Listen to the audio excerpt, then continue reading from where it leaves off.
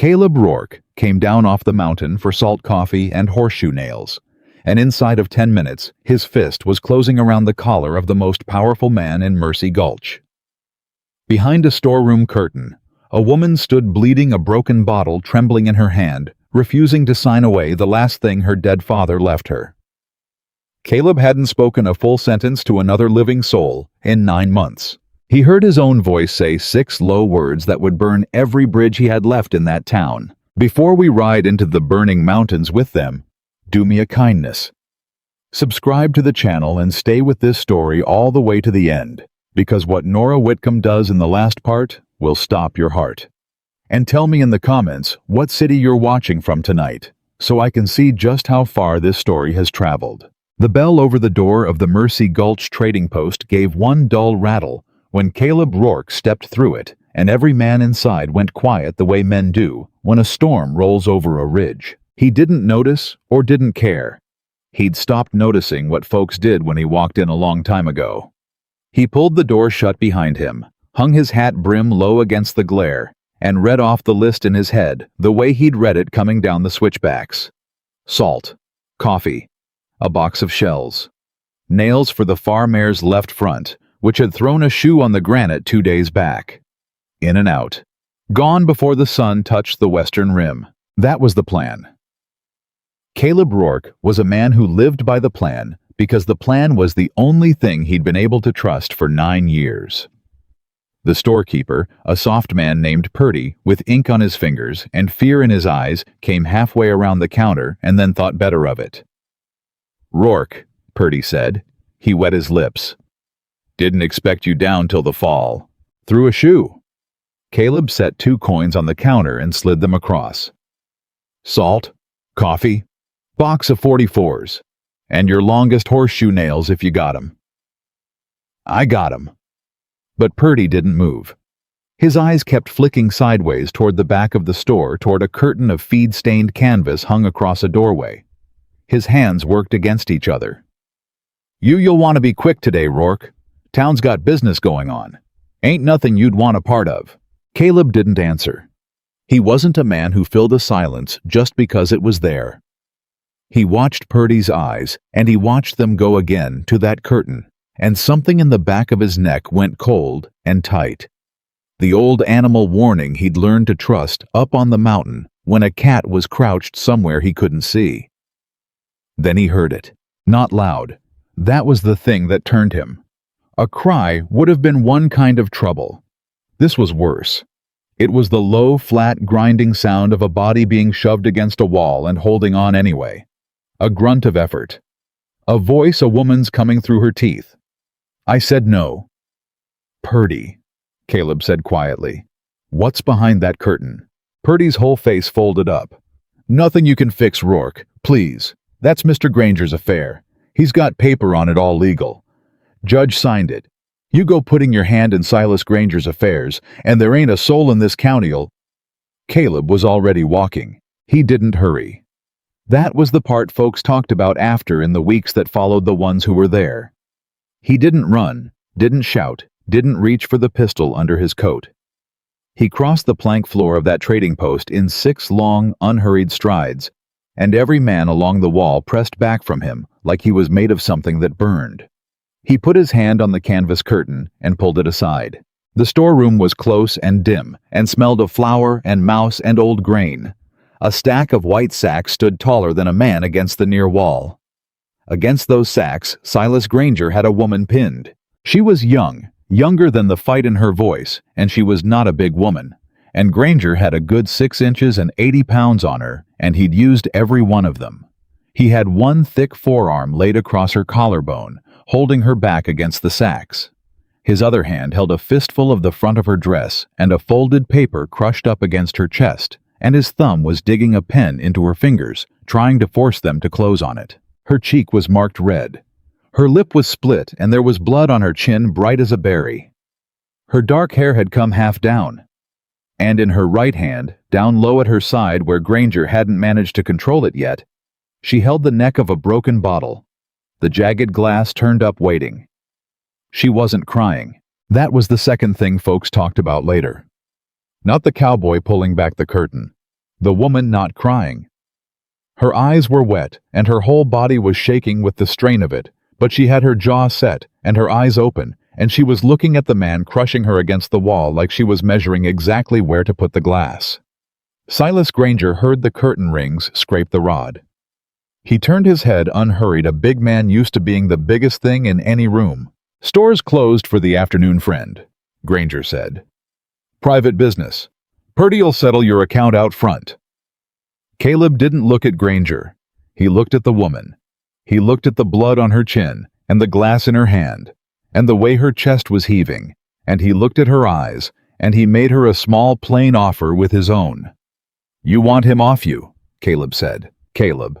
The woman's eyes came to his face. Something moved behind them. Not relief, he'd learned to read relief, and this wasn't it. Something more like calculation, like a card player being dealt a hand and deciding fast whether to trust it. "Yes," she said. That was all Caleb needed. "Take your hand off her," he said, "before I bury it in the floor." For a moment, the storeroom held perfectly still. Out front, not one of the townsmen breathed. Then Silas Granger laughed. It was a low, comfortable, genuinely amused laugh. The laugh of a man who has never in his life been on the losing side of anything in this county. "You know who I am," Granger said, and he still hadn't let the woman go, and that was his mistake, though he didn't know it yet. "Silas Granger. I broker every head of cattle moves through the gulch. I hold paper on half this valley. That deputy out on the porch works for me on the days he ain't working for the county, which ain't many." He finally turned his body to face Caleb, releasing the woman's collarbone to do it, keeping the crumpled paper. "So whatever hole you crawled down out of, mister, you'd best crawl back up it. This here's a legal foreclosure. This woman's father died owing me $1,100, and she's signing over the deed to square it, and that is the beginning and the end of the law in this. My father," the woman said, "never owed you a cent in his life, and you know it. And you forged that debt over his body before he was cold." "Nora," Granger said, gentle as a snake. "Hush now. Don't you say my name." Her voice cracked on it, not from weakness, but from fury. "Don't you ever say my name." Caleb filed it away. "Nora." "The paper," Caleb said. "Let me see it." "You're not the law." "No." Caleb took one step into the storeroom, just one. But when a man like Caleb Rourke takes a single step, it changes the arithmetic of a small room considerably, and Silas Granger's smile got a little tighter at the corners. "I'm not the law. Law's out on the porch, you tell me, drawing your wages. So there's just us. And I'd like to see the paper you're breaking this woman's face to get her hand on." Granger's eyes narrowed. He was recalculating too now. He was a man who understood force the way a merchant understands weight, and he'd just felt the scale tip in a way he hadn't planned for. "You draw on me in front of witnesses," Granger said slowly, "and they'll hang you in Mercy Gulch by Sunday. I haven't drawn on anybody." Caleb's voice never rose. It went the other way, down and down, quieter with every word, and that was more frightening than any shout. "I asked to see the paper. That's twice. I'm a patient man, Granger. But I rode a long way today, and I'm out of the habit of asking things 3 times. Nora moved. She didn't wait to be saved. That was the third thing they talked about. While the two men had their eyes locked on each other, she brought the broken bottle up in one clean short motion and laid the jagged edge of it hard against the inside of Silas Granger's wrist, right where the veins run blue and close, and she pressed. Granger froze. A thin red line welled up under the glass. "Give him the paper," Nora said, "or I'll open your arm to the bone, and we'll all watch it happen." For one long breath, nobody moved. Then Silas Granger very carefully, very slowly, held the crumpled paper out to the side. Caleb took it. He didn't hurry that either. He unfolded it with his rough fingers, held it up to the gray light from the storeroom's single high window, and read it. And while he read it, he let the silence do its work on the man in front of him. It was a deed of transfer. It named a parcel 40 acres of mountain grazing land and a spring up along the North Fork land Caleb happened to know because it butted his own range far above. It named a debt, $1,100, for cattle and provisions advanced. It named the debtor one, Thomas Whitcomb, deceased. And it named the woman who was to sign in his place as sole heir, Eleanor Whitcomb. At the bottom, the signature line where they'd been trying to force her hand was blank. But halfway down the page, the debt itself was written out in a clerk's neat hand, and Caleb had spent enough winters reading the same 3 books over and over by lamplight to notice a thing. "This your writing?" Caleb asked Granger. "That's my clerk's writing. It's a legal instrument. Every figure's—" "It's dated the 4th of June. Caleb turned the page toward him. "Man died the 2nd. Says so right here in the airline. So your clerk wrote up a debt this man ran with you 2 days after you buried him." He looked up. "You want to try that in front of a circuit judge who isn't drawing your wages, Granger? Because I hear one comes through Denver, way come fall." The color went out of Silas Granger's face, and then came back into it hot and dark. Nora eased the glass back off his wrist. Just enough. She didn't drop it. "Now," Caleb said, "here's how this goes. You claim $1,100. I say the debt's a forgery, and I'd win that fight in front of any judge you can't buy. But I'm not a lawyer, and I'm not the law, and I don't want to spend my summer in this town, so—" He reached inside his coat. The whole store flinched. Purdy made a small sound like a kicked dog. Caleb drew out a flat leather wallet, worn pale at the corners, and from it he counted money onto the top of the flour sacks 1 bill at a time, laying them down flat and unhurried in the dim light. Nora watched him do it, and her breath started to come strange. $300, Caleb said, and set the wallet empty now back inside his coat. "That's what I brought down for a string of yearlings I'm not going to buy today. It's not your 1,100. It's not anything close. But it's real money, and it's on the table, and you can pick it up and call this account closed, or you can leave it lay and take your forged paper to a judge and find out what the words grave robbery sound like in a court that isn't yours." He paused. "Let it land. Your choice, Granger, but you make it now." It was, everyone agreed later, a bad bargain for Caleb Rourke. $300 cash, the whole worth of his summer's plan, laid down on a stack of flour to buy the freedom of a woman he'd never in his life laid eyes on before that hour. No sane man does it. There isn't a ledger in the world that makes it add up. But Silas Granger looked at the $300, and he looked at the date on the deed in the mountain man's fist, and he looked at the mountain man himself, at the size of him, the stillness of him, the flat, patient dark of his eyes. And for the first time in a long time in Mercy Gulch, Silas Granger did the arithmetic and came out on the wrong side of it. "You're buying trouble," Granger said. "I've had trouble before. Not mine you haven't." Granger reached out and swept the $300 off the flour sacks and into his coat, quick and greedy, and the moment the money touched his hand, something ugly settled back into his face, because taking the money meant he'd lost, and he knew it, and he was already deciding how he'd unlose it. "Keep the paper then. Souvenir. It don't matter." He straightened his coat. He looked at Nora, and his mouth curled. "You could have had a home in town, girl. Instead, you're riding off with a saddle tramp to starve in the rocks. Your daddy'd be proud." Nora's hand came up with the bottle. Caleb caught her wrist. Not hard, just enough. She stopped and turned her furious eyes on him, and he shook his head once small.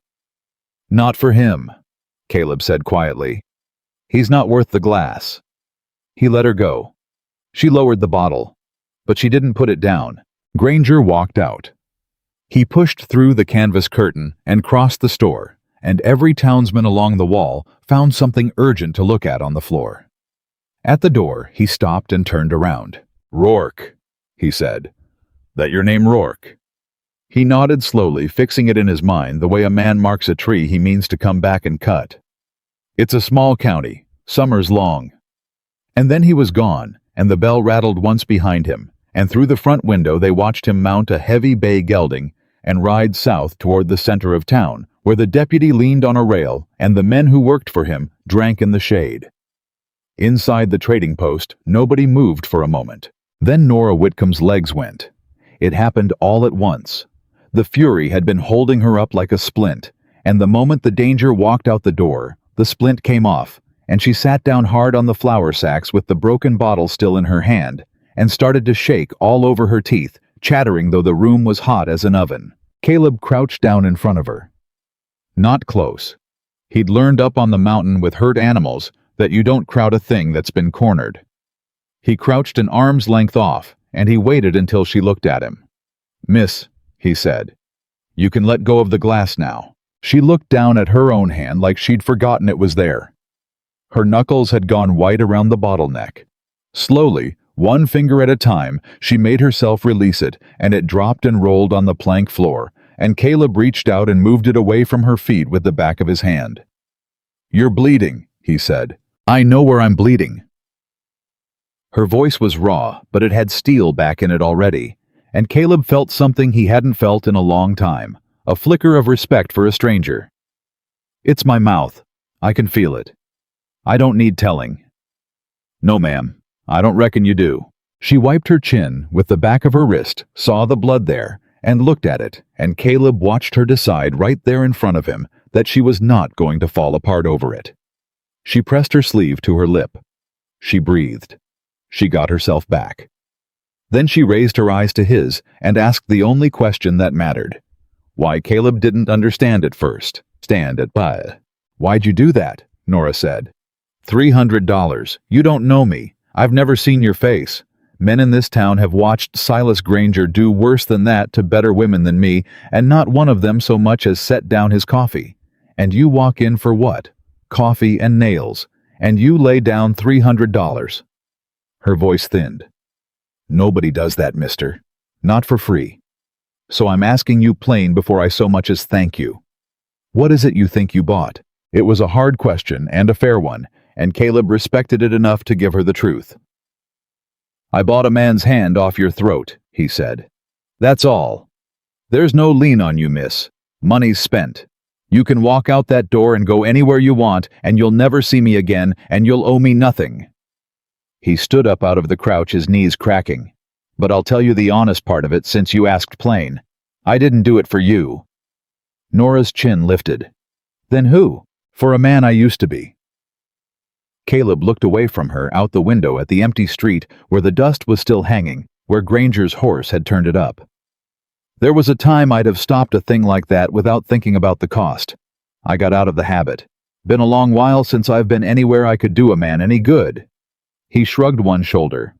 "Turns out I still remember how. That's worth $300 to me.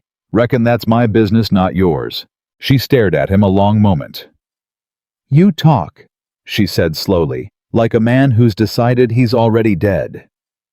Caleb went still. It was the truest thing anybody had said to him in 9 years, and it had come out of the bleeding mouth of a woman he'd known for 4 minutes, and it landed in him somewhere he thought he'd bricked up for good. "Purdy," Caleb said, not answering her, turning back toward the front of the store. "Salt coffee 44s and the nails, and a clean cloth if you've got one, and whiskey." Purdy scrambled. Yes, Rourke. Right away." He was, Caleb noted, a good deal more eager to please now than he had been 10 minutes ago. That was the way of it. Men who'd sooner die than cross Silas Granger would fall all over themselves once they'd watched somebody else do it and live. Nora watched Purdy hurry to gather the goods, and then she looked back at Caleb, and there was something new working in her face, some hard practical thing. "The land," she said. "The North Fork parcel, 40 acres and the spring." She nodded at the folded deed still in his hand. "That paper says it's mine. Granger's forged deed on it, but the parcel itself's mine free and clear, willed to me by my father, who cleared it with his own hands. It's the only thing in this world I've got left that's worth $1. She met his eyes. "And Granger's not going to stop at $300 and a scratch on his wrist. You heard him. Summer's long. He'll come for it, and he'll come for me, and he'll come for you now too, because you shamed him in front of his town, and men like that never forgive being shamed." She stood up off the flour sacks. She was steadier now. "So I'm asking you a different question, mister, and I want you to answer it as plain as the last one. You know where the North Fork is. I graze cattle above it. Then you know it's high and it's rough, and there's no road worth the name, and a man could hole up there against an army if he had the water and the will." She wiped her lip again. "I've got no home now. Granger owns this town and every man in it, and if I walk out that door alone, he'll have a rider on me before I'm past the church, and I'll be back in that storeroom by dark, and this time you won't be here to pull the curtain." She said it flat without a tremor, a woman stating a sum. "If you ride out of here alone today, mister, I'll be dead before sundown. Or worse than dead. You know it as well as I do. Everybody in this store knows it." She glanced at the townsmen along the wall, and not one of them could hold her eye. So, Caleb looked at her for a long time. Purdy came back with the goods and set them on the counter, the salt and the coffee, and the box of shells, and a paper of long nails, and a clean folded cloth, and a bottle of whiskey with the dust wiped off it. Caleb pressed the cloth against the neck of the whiskey bottle, wet it, and held it out to her. "Your lip," he said. She took it and pressed it to her mouth and hissed at the sting and kept it there. "You've got a bag?" Caleb asked. For the first time, something crossed her face that might, in a woman less stubborn, have become tears. She got it under control before it did. "Behind the counter," she said. "Everything I own's in it, which ain't much." She looked at Purdy. "Fetch it."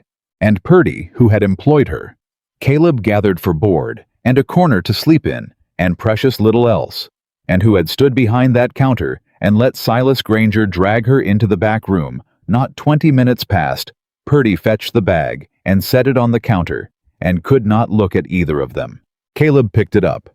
It weighed almost nothing. A whole life, and it weighed less than his sack of coffee. Something turned over in his chest at that, and he chose not to look at it too closely. "Rourke," Purdy said suddenly, low glancing at the door. "For God's sake, you don't know what you're stepping into. Granger's got 20 men, and the deputy, and half the merchants in his pocket. He'll burn you out. He'll wait for a dry wind, and he'll burn that whole mountain out from under you both. You'd be doing the girl a kindness to leave her here and let her take her chances, than to make her Granger's own personal." "Purdy." Caleb didn't raise his voice. He never did. But he turned and looked at the storekeeper full in the face, and Purdy's words dried up in his throat. "You had 20 minutes to do the girl a kindness. You spent 'em standing behind that counter. So you don't get to tell me what her chances are. You gave up the right to an opinion on this woman's life about the time you decided not to have one." He picked up the goods. "Add the whiskey and the cloth to my account." "Oh." A thin smile, the first anybody in Mercy Gulch had ever seen on Caleb Rourke's face, and it was not a warm one. "My account's empty. Granger's got my money. Put it on his." Then he turned to Nora, and he made her the same plain offer he'd made her when he first pulled back the curtain, the offer to choose for herself. "I live where weak people quit breathing," Caleb said. "It's high, and it's dry, and it's a hard summer coming on. There's one cot and a dirt floor, and no comfort in it, and I won't pretend otherwise. I don't talk much, and I don't like being talked to much, and I've been alone so long I've likely forgotten how to be anything else. That's the whole of what I'm offering, miss. It's not a rescue. It's a mountain, and me and a fighting chance." He settled his hat lower. "You want it? Throw your bag on the mule and come on. You don't say the word, and I'll ride out, and you'll never lay eyes on me again, and I'll think no less of you for it. But decide it now, because Granger's counting his men down the street, and I mean to be up in the rocks before he's done counting." Nora Whitcomb looked at the mountain man who had spent his last $300 on a stranger, and told her twice she was free to walk away. She looked at the town that had watched her bleed. She looked at Purdy, who could not meet her eye, and at the row of men along the wall who could not meet it either. And then she took the whiskey-soaked cloth from her mouth and folded it once and handed it back to Caleb and said the thing that would ride down out of the mountains and into the history of that county. "I didn't bring any fear with me, mister. Don't you go expecting me to keep up like a woman who did." Caleb looked at her. "Good," he said. "Keep up then." He threw her bag over his shoulder, gathered the goods under one arm, and walked out through the canvas curtain and across the plank floor of the trading post. The bell rattled once. Nora Whitcomb followed him, and at the door she stopped and turned back to the men along the wall, the men who had watched and done nothing. and she looked at each one of them in turn, unhurried, letting them feel it the way Caleb had let Granger feel the silence. She didn't say a word. She didn't need to. Her look said it all. "I will remember every one of you." Then she walked out into the blazing afternoon. Caleb had the mule and 2 horses tied at the rail in the shade of the store's overhang, a big gray gelding for himself, a rangy sorrel, and the pack mule with its ears back against the heat. He lashed the goods to the pack saddle in quick, sure knots, tied Nora's bag on beside them, and jerked his chin at the sorrel. "You ride?" "I was born on a horse." Nora put her foot in the stirrup and swung up before he could offer a hand, and something in the set of her back as she did it told Caleb she'd been telling the truth. "Whose is this?" "Mine. Was going to trade it off for the yearlings. Reckon it's yours now, since I've got no yearlings and no money, and a sudden need to move fast." He mounted the gray. "North Fork's 4 hours if the pass is clear. Might be less. We're not going to walk it." Good. But as they turned the horses out into the street, a thing happened that Caleb had known would happen, and Nora had known too. The deputy stepped off the porch of the saloon and out into the middle of the road, and he put up his hand, and behind him, 3 of Granger's riders drifted out of the shade with their thumbs hooked in their belts. "Hold up," the deputy called. "Hold up there, Rourke." Caleb reined in. He did not put his hand near his coat. He sat the gray easy both hands on the horn and let the deputy come to him, and the sun beat down on all of them. "Mr. Granger," the deputy said, "says there's a question of a debt. Says the woman ain't free to leave county lines while there's a debt outstanding on Whitcomb land." "Debt's paid," Caleb said. $300. He took it in front of a store full of witnesses not 15 minutes ago. Ask him. Ask any man in there." He nodded back toward the trading post where the townsmen had crowded to the windows to watch. "Or is it your habit to collect a debt twice, deputy, once from Granger's pocket and once with your gun?" The deputy's jaw worked.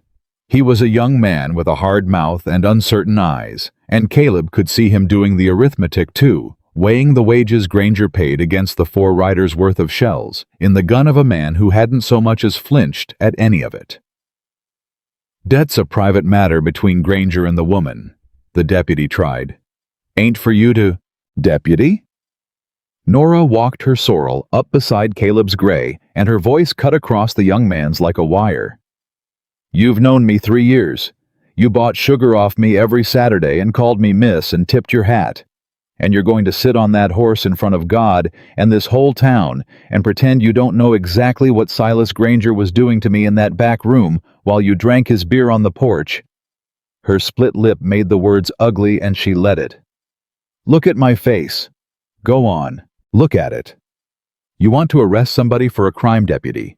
You turn that horse around and you ride down to the saloon and you arrest the man who did that. But you already know you won't. So get out of the road and let me go, and someday, when a real marshal comes through this valley and starts asking questions, you remember that you had the chance today to do one honest thing, and you remember what you chose." The street was dead silent. The deputy's face had gone from red to white. He looked at her marked cheek and her split lip. He looked at the 3 riders behind him who were watching him now, instead of watching Caleb waiting to see what he'd do, because that was the way of hired men. They'd follow a hard hand, but they wouldn't die for a coward. And the deputy, who was young and bought but not yet entirely rotted through, did the one honest thing.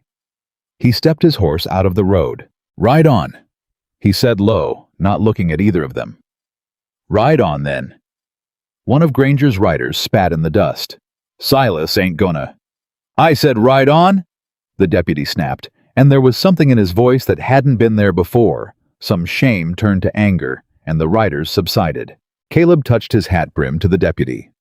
The smallest gesture, but a real one, an acknowledgement of the one right thing in a street full of wrong ones, and he heeled the gray forward, and Nora came up beside him on the sorrel, and they rode north out of Mercy Gulch at a walk back straight, not hurrying, the pack mule trailing on its lead. They did not look back, neither of them, but both of them felt the whole town watching them go, felt it like a hand between the shoulder blades, and both of them knew that Silas Granger was somewhere down that street, counting his men and his grudges, and that the summer had only just begun.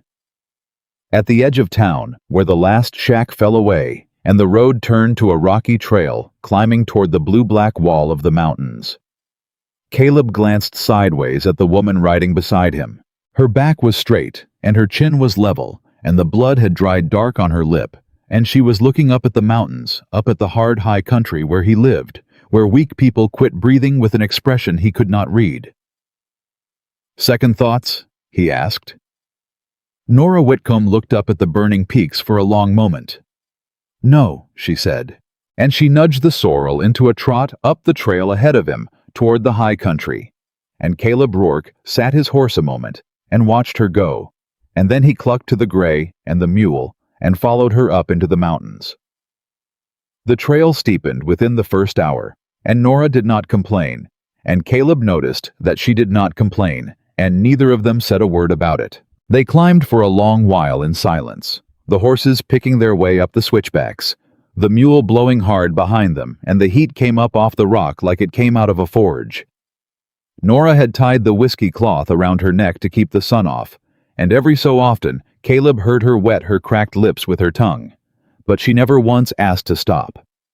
It was Caleb who stopped finally at a bend, where a thin trickle of water came down a black seam in the cliff. "Water the horses," he said. "Small drink for yourself, not much. Belly full of water in this heat, and you'll be sick inside an hour." "I know how to drink on a climb." "Then you'll do fine."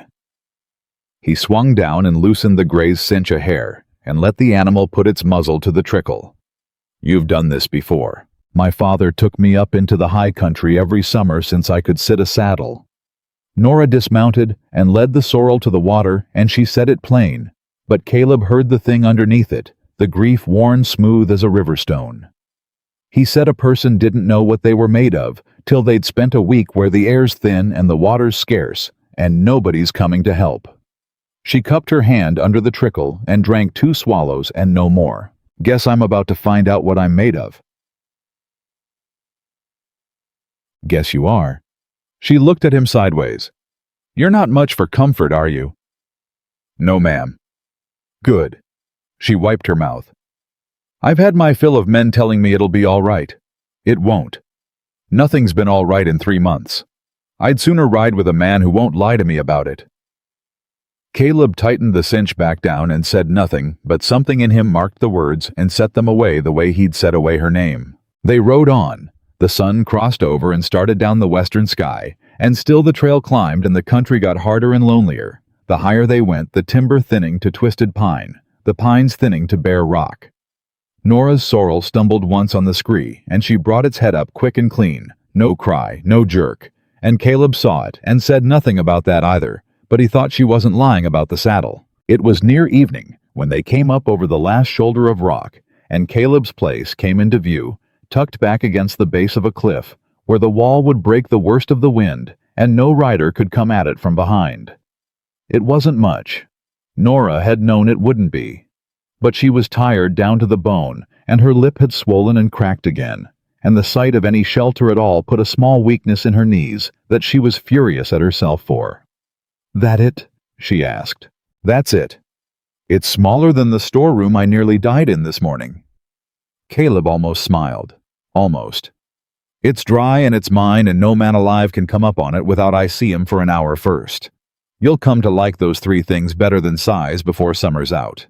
They put the horses in the pole pen against the cliff, and Caleb showed her the water barrel and the seep spring that fed it running slow and grudging in the heat.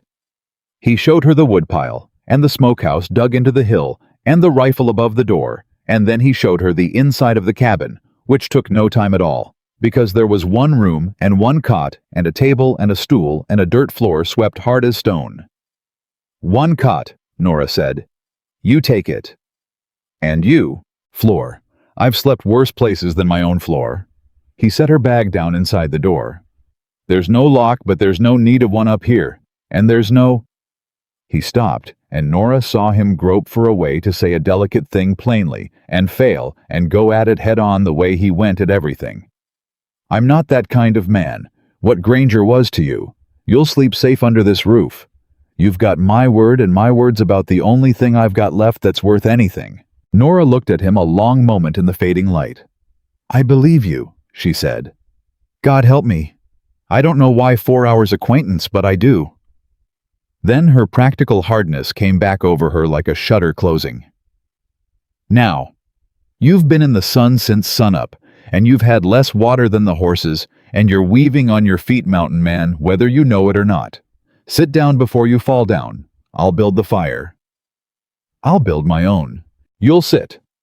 And there was such flat command in it, the voice of a woman who had run a trading post, and a dying father's household, and her own bleeding survival for 3 months, that Caleb Rourke, who had not taken an order from a living soul in 9 years, sat down on the stool. She built the fire small and tight, the way you build a fire in dry country, banked close with a ring of stone, and Caleb watched her do it, and knew for certain then that she had not been lying about any of it, the saddle or the high country or her father, because a town woman builds a fire like she's trying to burn the world down, and Nora built hers like she was afraid of it, which in that tinder dry summer was the only right way to be. "You know fire up here'll kill you faster than Granger," Caleb said. "I know it. One spark on that slope and the whole mountain goes, and us with it, and there's nowhere to run to." She fed the flame a splinter at a time. "You think I don't know that I've watched a grass fire take a valley? Saw it when I was 9. Wall of it tall as a church, moving faster than a horse could run." She didn't look up from the fire. "My father put me and my mother in the root cellar and went out with wet blankets and a shovel and turned it at the fence line. Alone. Whole town too far off to help. That's the man Silas Granger says died, owing him $1,100 for cattle and provisions advanced." Now she looked up, and her eyes had gone hard and bright in the firelight. "My father never took a thing on credit in his life. He'd have starved first. He used to say a debt was a rope another man kept in his pocket to hang you with when it suited him. Smart man, he was." Her voice cracked just once, and she mastered it. "And Granger hanged him with a rope he never held. Forged the whole of it. Waited till Pa was in the ground 2 days and couldn't call it a lie, and then walked into the county office with a paper and walked out owning our ranch. 400 acres of good bottomland. All I've got left is the 40 up on the North Fork, and only that because Pa willed it to me separate years back, and Granger's lawyers are still arguing whether the will holds." She fed the fire again. "That's what he wanted my hand on that deed for this morning. The last 40 acres.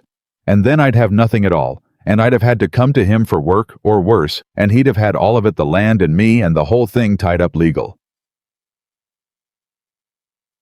Caleb was quiet a while. The fire popped. Somewhere out in the dark, a horse shifted in the pen. "How'd your father die?" he asked. "If it's a fair thing to ask. Fever, they said." She said it flat. Came on sudden. He was strong as an ox, and then in 4 days he was gone, and Granger had that debt paper drawn up before the man was cold, which tells you Granger knew it was coming. She looked at Caleb across the fire. "You want to know what I think? I think Silas Granger poisoned my father. I've got no proof. I've got nothing but the timing of it and the look on Granger's face at the funeral, standing there in his good black coat, already counting the acres. But I think it, and I'll go on thinking it, and someday—" She stopped herself. "Never mind someday. Someday's a long way off." That was the first mini-climax of that long night, and it changed the air between them, because up until then, Caleb had believed himself to be helping a woman escape a bad debt and a rough man. And now he understood he had ridden into the middle of a killing, and that the man he'd shamed in the trading post was not a bully, but a murderer, and that murderers do not count grudges the way bullies do. "Then he won't stop," Caleb said slowly. "No, he won't. He'll come up here. Soon as he's sure of his men and the pass is easy." She fed the last splinter to the fire and sat back on her heels.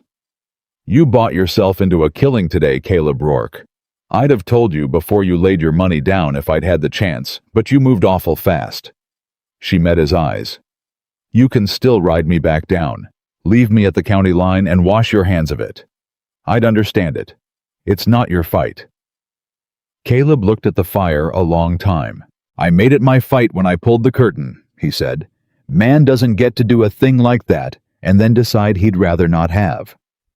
No, You're stuck with me, miss, same as I'm stuck with you. Now eat something and sleep.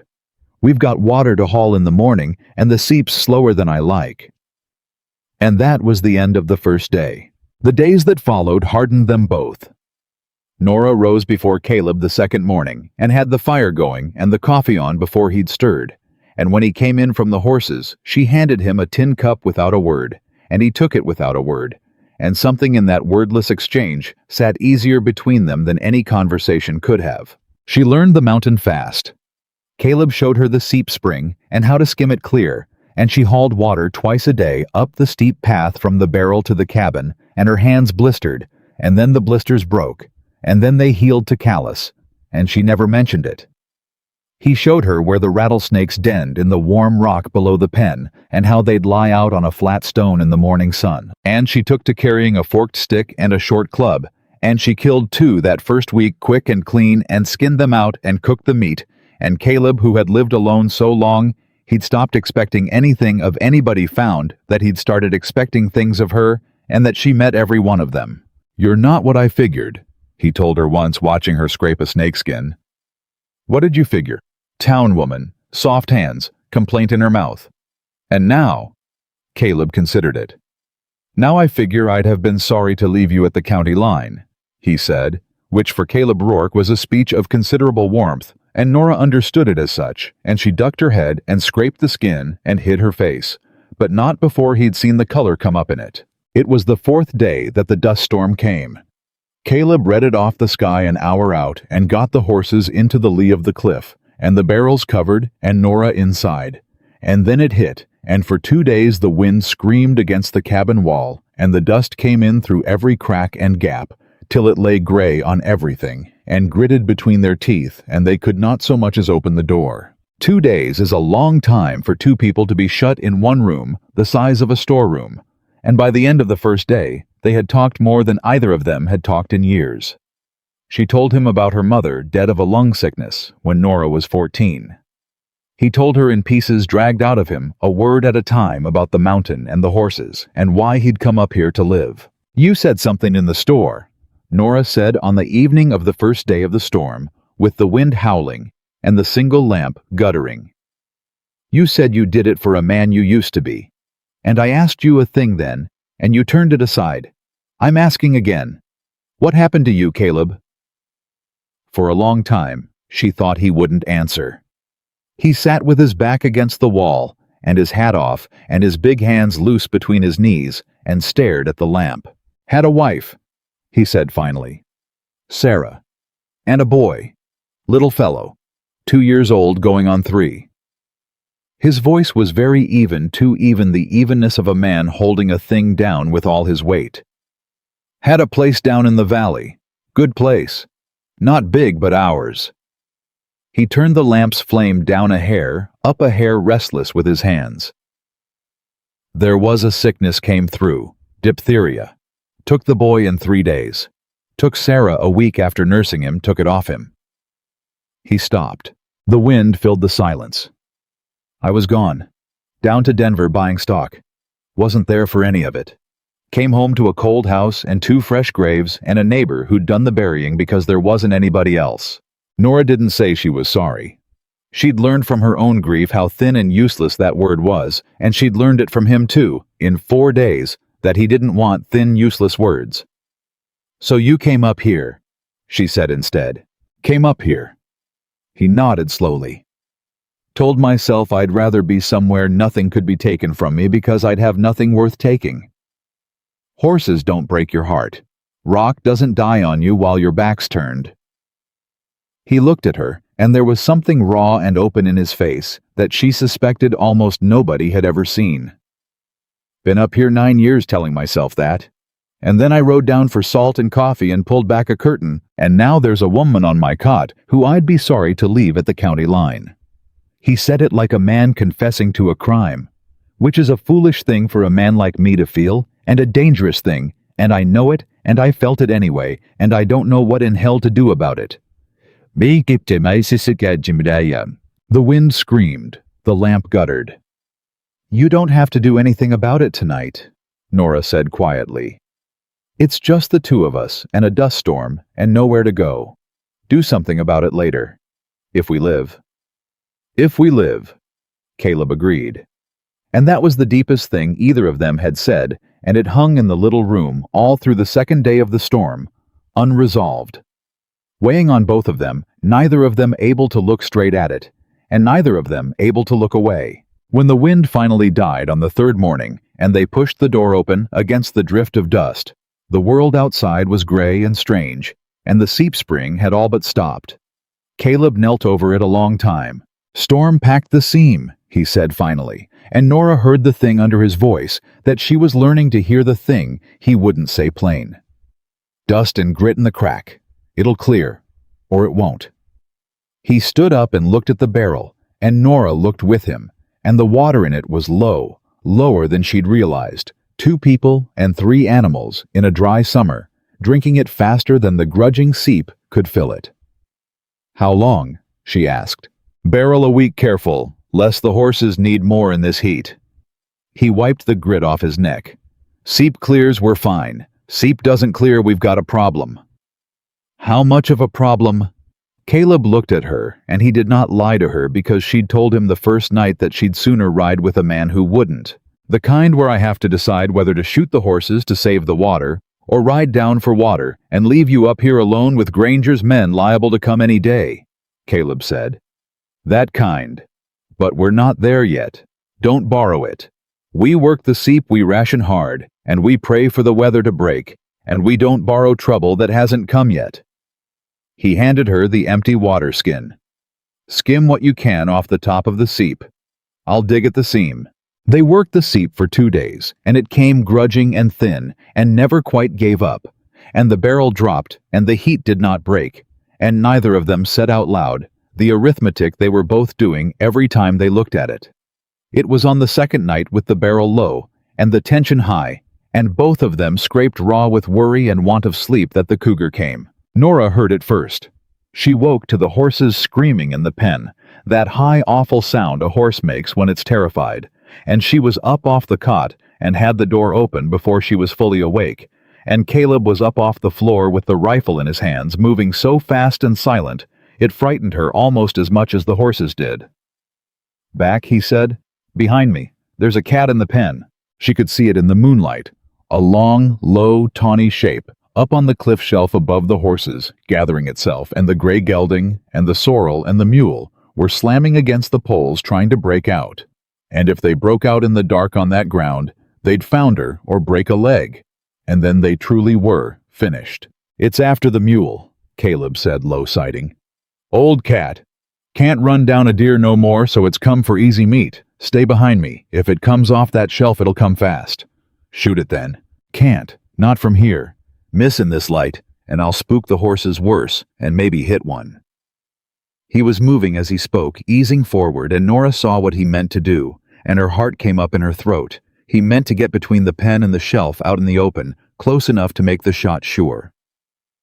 "Get the other rifle off the wall. You know how to load it. If that cat gets past me, you put every shell you've got into it, and you don't stop till it stops."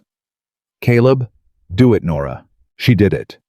She got the second rifle and loaded it with hands that shook only a little, and she stood in the cabin door and watched the man walk out into the moonlight toward a cornered cat with a rifle he couldn't fire yet. And it was the longest 30 feet she had ever watched anybody walk. The cat came off the shelf. It came just as he'd said. Fast, a tawny blur pouring down the rock, and it wasn't going for the horses, now it was going for Caleb, because a cornered old cat will go for the thing between it and its way out. And Nora screamed his name, and Caleb went down on one knee and fired. The shot cracked off the cliff and rolled away down the mountain, and the cat dropped in the dust. Not 6 feet from him thrashed once and lay still. For a moment nobody moved. The horses were still slamming the poles. Caleb knelt in the moonlight with the rifle smoking, and then he stood up slow and turned around, and Nora was already running to him across the dark ground, the second rifle forgotten in her hand. "You fool," she said, and there was no heat in it, only terror turned inside out. "You walked right at it. You walked right at it, you great stupid fool. What if you'd missed? Didn't miss. What if you had? And she hit him. Open-handed once hard against his chest, the way you hit somebody you've just watched nearly die, and then her hand stayed there flat against his chest, and she felt his heart going hard and fast under it, and she realized how close she was standing, and she went still. Caleb looked down at her. The moon was bright enough to see by. "I don't miss when it matters," he said quietly. "Learned that the hard way. Only thing I've got left being good at the things that matter. Wasn't there when it mattered most once? Don't aim to be caught short again." Nora took her hand off his chest. "Don't," she said low, unsteady. "Don't do that to me. Don't walk at things. I've buried enough people this year." And she turned and walked back to the cabin fast before he could see her face, and Caleb stood in the moonlight over the dead cat. A long moment, understanding that something had shifted between them that couldn't shift back, and not at all sure what to do with it. They didn't speak of it in the morning. But she poured his coffee and their hands touched on the tin cup, and neither of them pulled away as fast as they might have a week before. The seep cleared on the 7th day. Caleb dug the grit out of the seam with a knife and a long patience, and near midday, the water came clear and steady, and the barrel began slowly to fill, and the weight came off both of them so sudden that Nora sat down in the dirt and laughed a real laugh, the first one Caleb had heard out of her. "Water," she said. "Never thought I'd cry over a barrel of muddy water." "You're not crying. I'm close enough. Don't tell anybody." She wiped her eyes and grinned up at him, and Caleb looked at her sitting there in the dirt with her healed lip and her calloused hands and dust in her hair, and he thought she was about the finest thing he'd ever seen, and the thought scared him worse than the cat had, and he turned away to hide it and busied himself with the barrel. That was near the middle of their second week, and it was the high point, and Caleb should have known, a man who'd lost what he'd lost should always have known that the high point is where the mountain waits to test you hardest. Because 2 days after the seep cleared, Caleb Rourke rode out at dawn to check the high pass for sign of riders, and he stayed out too long in the killing heat, and he came back at dusk, gray-faced and swaying in the saddle, and when he tried to dismount, he went down in the dust of the pen and didn't get up. Nora was to him in an instant. "Caleb, Caleb." She got a hand under his head. He was burning. His skin was dry and hot as the rock at noon, and his eyes weren't tracking right. "No, no you don't. You don't get to do this." She hauled at him, and he was a big man, and she was not a big woman, but terror is its own kind of strength, and she got him up and got his arm over her shoulder and half dragged him into the cabin and onto the cot. "Sun sickness. It's the sun. You rode all day in it, you fool. You great stupid." Her voice was shaking now all the way through. "What do I do? Tell me what to do. You know these mountains. I don't tell me what to do for it. Water." Caleb got out. His voice was a dry husk. "Not too fast, and cool me down. Wet cloth, and—" His eyes rolled. "Willow, down by the seep. Bark's got brings a fever down. Boil it. Bitter tea. Make me drink it even if I fight you." "You won't fight me. You're too weak to fight me." But he did fight her that night when the fever climbed and took his mind. He fought her, and he called her Sarah. And he begged Sarah to forgive him for being gone, begged her over and over in a cracked, broken voice, while Nora held the wet cloth to his burning face, and poured the bitter willow tea between his teeth, a spoonful at a time, and did not let herself weep because there was no time for weeping. There was only the fever, and the long hot dark, and the water she had to make last. "I'm sorry," Caleb said to a dead woman in the deep of the night. "I wasn't there. I'm sorry, Sarah, I wasn't there." "You're here now," Nora said fiercely, gripping his hot hand, not caring anymore whether he heard her as himself or as his ghost. "You hear me? Caleb Rourke, you're here now, and I'm here, and I am not burying one more soul this year, do you understand me? You're going to live out of pure spite if I have to make you. Now drink." She did not sleep. She sat by the cot the whole night, and into the next day, wringing the cloth, boiling the bitter bark, tipping water and tea between his lips. And by the second nightfall, the fever broke, and he came back to himself, wrung out and hollow-eyed and weak as a kitten. And the first thing he saw was Nora Whitcomb asleep, sitting up on the stool beside him, with her hand still holding his, and a cloth still gripped in the other. He lay there and looked at her a long time in the gray light. He thought about the 9 years. He thought about the graves in the valley and the wall he'd built up here, out of rock and solitude, to keep from ever feeling this again, this terrible tender thing, this fear that lived in loving somebody. He'd sworn off it. He'd meant it. And here was this woman asleep on a stool, who had dragged him out of the dirt and poured bitter tea into a raving man for 2 days and 1 night, and never once let go of his hand. He moved his fingers just a little in hers.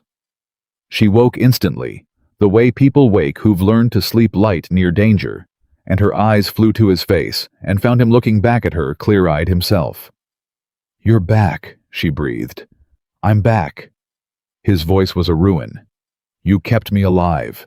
I told you I would, out of spite." But her voice broke on it, and this time she didn't turn away to hide her face. She just let him see it, the tears and the exhaustion and the relief all at once. "Don't ever ride out all day in that sun again. Don't ever. I mean it." "I won't." He was quiet a moment. "You called me back. Middle of the night. I heard it. Thought you were—" He stopped. "I called you Sarah, didn't I?" "You did." "I'm sorry." "Don't be." Nora wiped her eyes with the back of her wrist. "You loved her. A man ought to call for the people he loved when he's dying. There's no shame in it." She squeezed his hand and let it go, and stood up stiff from the long night on the stool. "But you didn't die. So I reckon you can start calling me by my own name again." Caleb watched her move about the cabin, banking the fire, and something in his chest that had been closed for 9 years came open quietly all the way, and he knew it, and he was afraid of it, and he did not close it back up. "Nora," he said. She turned. "When I get my legs back," Caleb said, "there's things I've got to say to you, things I don't know how to say, but I mean to try. When Granger's dealt with and the water's holding, and I'm not flat on my back too weak to lift a cup." He held her eyes. "That's a promise. I don't make many, but I'm making you that one." Nora stood very still. "All right," she said softly. "When Granger's dealt with."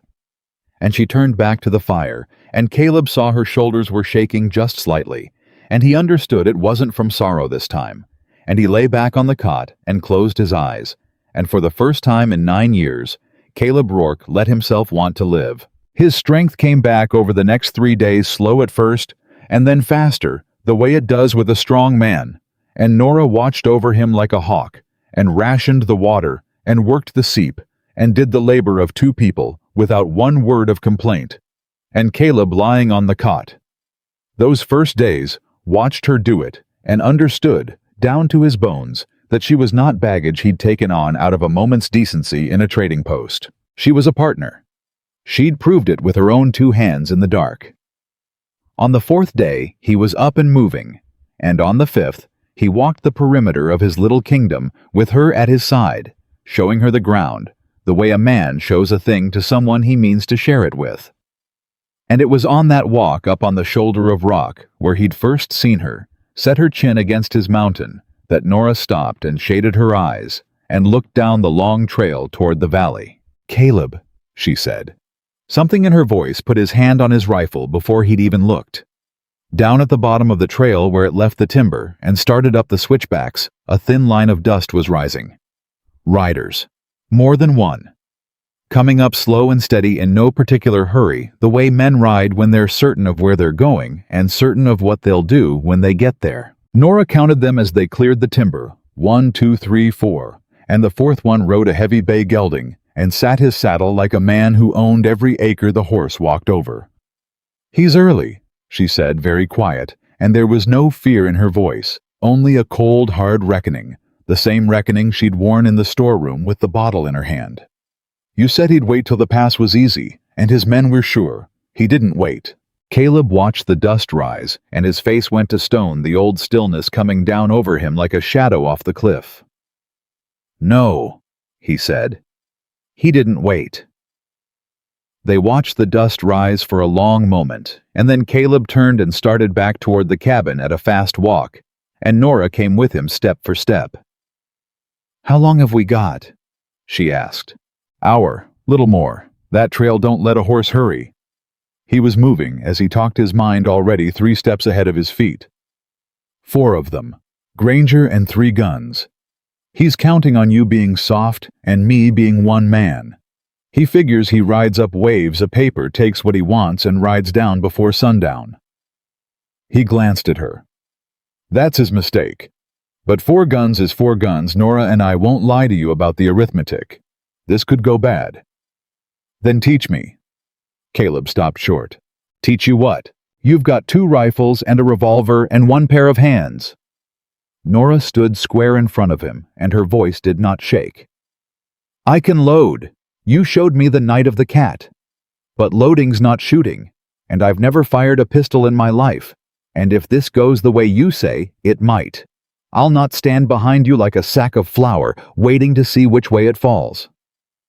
She held his eyes. I told you in the store I didn't bring any fear. I meant it then, and I mean it now. So don't you dare put me in the corner to keep me safe. Teach me to fire that revolver, right now, while there's still an hour. For a moment, Caleb wanted to say no. Every protective thing in him, every raw, new tender thing that had come open in him these last 2 weeks, wanted to put her behind the thickest wall on the mountain and stand in the door himself. But he looked at her face, and he understood that to do that would be to take from her the one thing Granger had never managed to take, which was her refusal to be a helpless thing in her own life, and Caleb Rourke would sooner have cut off his own hand than take that from her. All right, he said. Come on, and listen close because I've only got time to say it once. He took the heavy revolver from the peg and led her out behind the pen to where a lightning-split pine stump stood pale against the dark rock at maybe 15 paces. He loaded the cylinder in front of her, naming each thing as he did it, and then he put the gun in her hands and stood behind her and set her feet and her grip. It's heavy, she said. It's meant to be. Heavy guns sit steadier. Now both hands. Thumb the hammer back, all the way till it clicks and holds. She did it, and the click was loud in the still air. You don't jerk the trigger. You squeeze it slow like you're closing your hand on something soft, so slow the gun surprises you when it goes. And you don't... He put his hand flat under her chin, not rough, and lifted it. You don't close your eyes. Whatever happens, whatever's in front of you, you keep your eyes open. A man who closes his eyes has already given up. Don't close your eyes when the world comes for you. You hear me? I hear you. Then fire. She fired. The revolver bucked in her hands and threw itself up, and the shot went high and wide off the cliff, and the recoil snapped her wrist back so hard she cried out. Again, Caleb said. No comfort in it. He'd learned there was no room for comfort in the things that kept a body alive. Reset your grip. Don't fight the kick, ride it. Bring it back down. Squeeze. Eyes open. Again. She fired again. High again. Her wrist was already bruising. Again. Again. Wide. I can't. You can. You killed 2 rattlers with a stick, and you dragged a grown man out of the dirt, and you poured bitter tea into a raving fool for 2 days. Don't you tell me you can't. His voice was iron. Granger's on that trail right now. Every shot you waste feeling sorry is a shot you won't have when it counts. Reset. Squeeze. Eyes open. Again. And there, it was the thing Nora needed, though she'd have hated to hear it named. Not gentleness. Fury. He'd found the one whip that would drive her, which was somebody telling her she couldn't, and she set her bruised wrist and thumbed the hammer and squeezed. And the 4th shot clipped the edge of the stump, and the 5th kicked bark off the center of it, and on the 6th the wood jumped and split clean where the ball took it dead in the middle. Nora stood there breathing hard, the smoking revolver in her 2 hands, staring at the split stump. There, Caleb said quietly. There she is. Load it, Nora said. Show me again. I want to do it till I don't have to think about it. They had maybe 40 minutes left, and she spent every one of them, and by the end her wrist was purple and her ears rang and her hands were black with powder. But she could put the ball into that stump 4 times out of 6. And Caleb, watching her, thought that Silas Granger had made the worst mistake of his life, the day he decided Nora Whitcomb was a soft thing he could break in a storeroom. He set the cabin the way he wanted it. He put Nora inside with the loaded revolver and a box of shells and the second rifle, and he showed her the loophole he'd cut in the log wall years back. Low, where she could see the whole flat in front of the cabin and rest a barrel steady and not be seen doing it. He took the long rifle himself and found his place at the corner of the smokehouse dug into the hill, where he had cover and a clear line, and the sun would be behind him and in the eyes of any man riding up. "When they come," he said, crouched in the cabin door for the last minute before he took his place. "You let me do the talking. Granger's going to want to talk. Men like him always do. They like to feel the size of what they're taking before they take it. So he'll talk, and I'll answer, and you keep quiet and keep low, and keep that revolver on the flat through the loophole." He looked at her hard. "But if it turns, if you hear a shot that isn't mine, or if you see me go down, you don't freeze and you don't run. You put every ball in that gun into whoever's standing, and you don't stop till they're down or you're out. Can you do that?" "I can do that." "You sure?" Nora looked at him, and she reached out and did a thing she'd never done, which was put her hand flat against his cheek, rough with 2 weeks' beard, and hold it there. "When Granger's dealt with," she said, "you had things to say to me. Remember?" "I remember." "Then don't you go and get shot before you say them, Caleb Rourke. That's all. That's my whole plan. You stay alive long enough to keep your one promise." She took her hand away. "Now go. They're close." He caught her wrist as she turned the bruised one gentle. And for 1 second, 1 single second in the middle of all of it, Caleb Rourke bent his head and pressed his mouth to the back of her hand, quick and rough and clumsy. A man who'd forgotten how. And then he was gone out the door and across the flat and into his place by the smokehouse before she could so much as breathe. Nora stood a moment with the back of her hand against her lips. Then she knelt at the loophole, laid the revolver on the sill, and watched the trail. They came up out of the last switchback in single file and then spread out abreast as the ground opened onto the flat 4 riders on tired horses in the low gold light of the late afternoon. Silas Granger rode in the center on his heavy bay, and he'd dressed for it. Nora saw good black coat and clean hat, dressed like a man coming to a signing, and not a killing, which was its own kind of insult. On his right rode a lean rider with a rifle across his saddlebow. On his left, 2 more, one big and slow-looking and one young and jumpy, already fingering the gun at his hip. They stopped at the near edge of the flat, maybe 40 paces out, and Granger held up a hand and his men held up with him. "Rourke," Granger called. His voice rolled across the flat, easy and pleasant. "Rourke, I know you're up here. Saw your horses in the pen." He waited. Nothing answered him but the wind. "Now I've come a long way in this heat, and I've come peaceable, and I've got a paper here signed by a judge that says the North Fork parcel and every improvement on it belongs to the Granger Cattle Company. That includes this cabin. That includes those horses, and it includes—" A pause, deliberate, cruel. "The Whitcomb woman, on account of she's got no lawful place to be and no lawful means, and a woman like that's a ward of whoever holds the land she squats on. That's the law, Rourke. You can't shoot the law." Caleb's voice came back from the direction of the smokehouse flat and unhurried, and Nora saw all 4 riders' heads turn toward it. Saw them realize they didn't have him placed.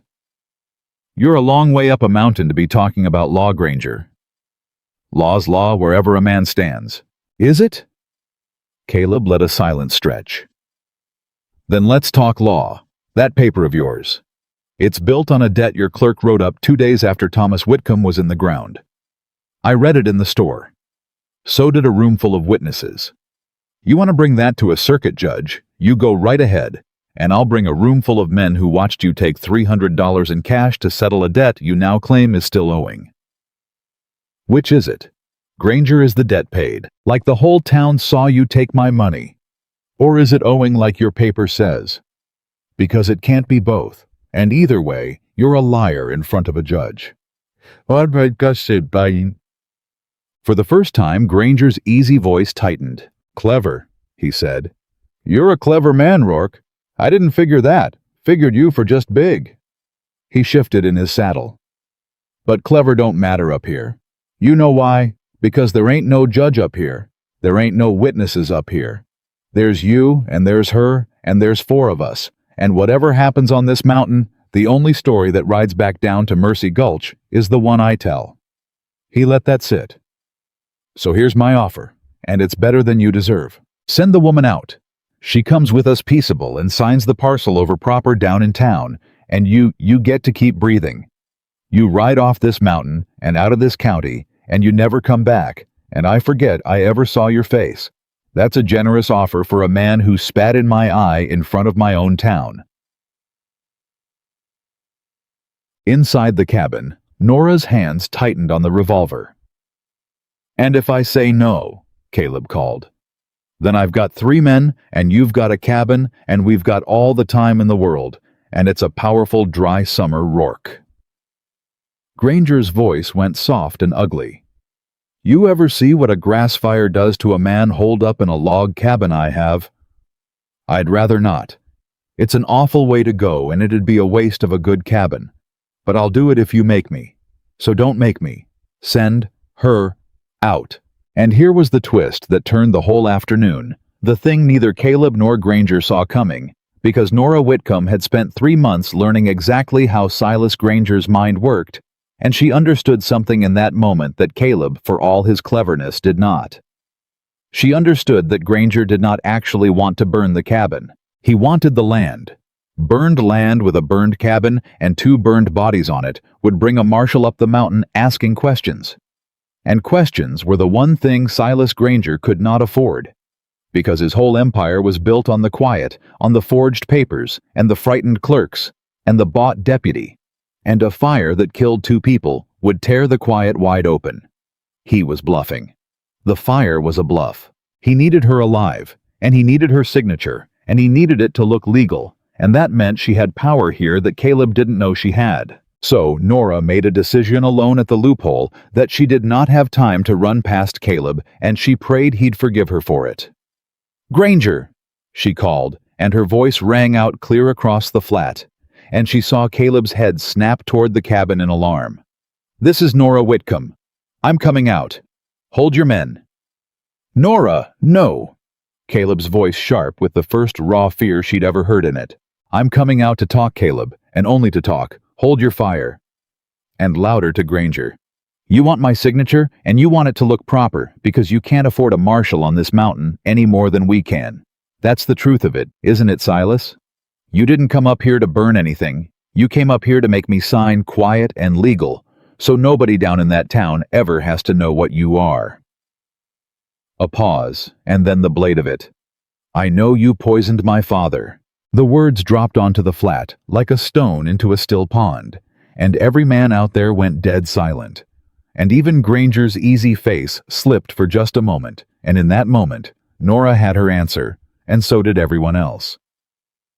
That's a lie, Granger said. But he said it a half-second too late. Is it? Nora stood in the cabin doorway now in plain sight, the revolver held down along her leg, where the low sun and the distance would hide it against her skirt. You waited till he was dying. You had the debt drawn up before the fever took him, because you knew it would. 4 days, Silas. A man strong as an ox dead in 4 days. I nursed him.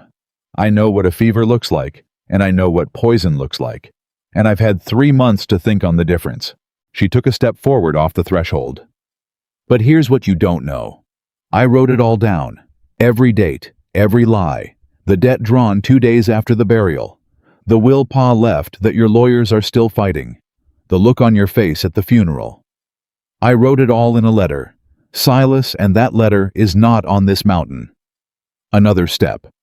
It's with a man in Denver who's holding it for the circuit judge, and if I don't ride down to Denver my own self by the 1st of September and take it back from him, he opens it, and he carries it to the judge. So you can burn this cabin. You can shoot us both. But the minute I don't show up in Denver alive and free, that letter hangs you." It was a lie. There was no letter, and there was no man in Denver. But Nora Whitcomb had spent 3 months at the mercy of Silas Granger's schemes, and she had learned to build one of her own, and she built this one in the space of a heartbeat, and sold it with a face that did not so much as flicker, because she had learned from the master himself. And she saw it land.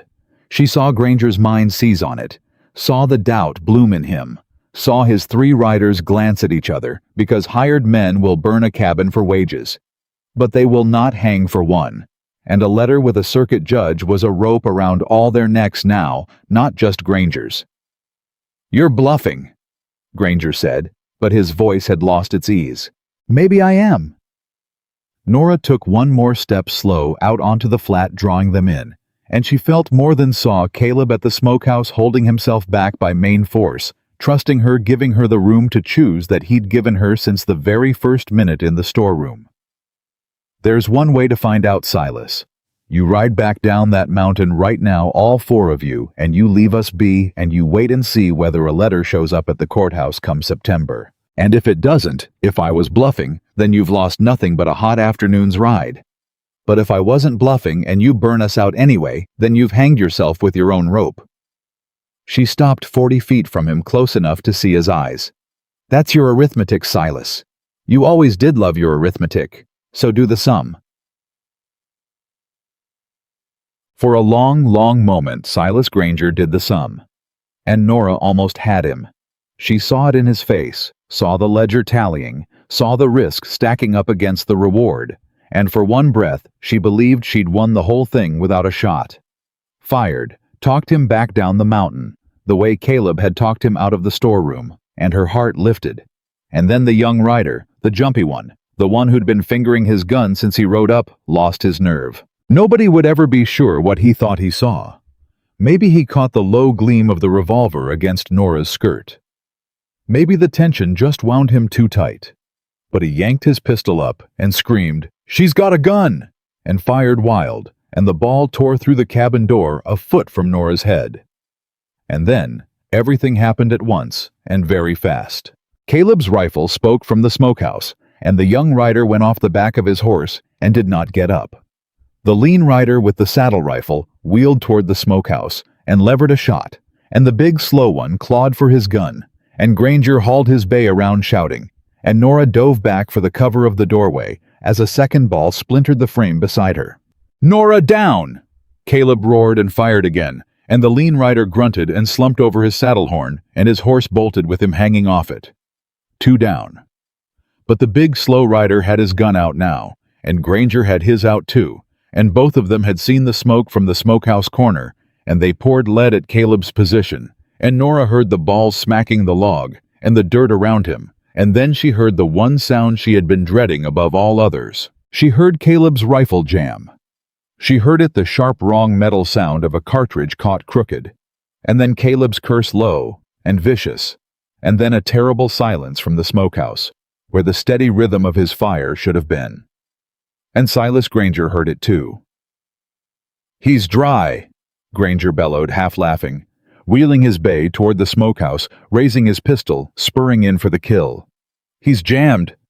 Take him now." Caleb was working the jammed lever with both hands exposed out of time, and Granger's bay was closing the distance, and Granger's pistol was coming level.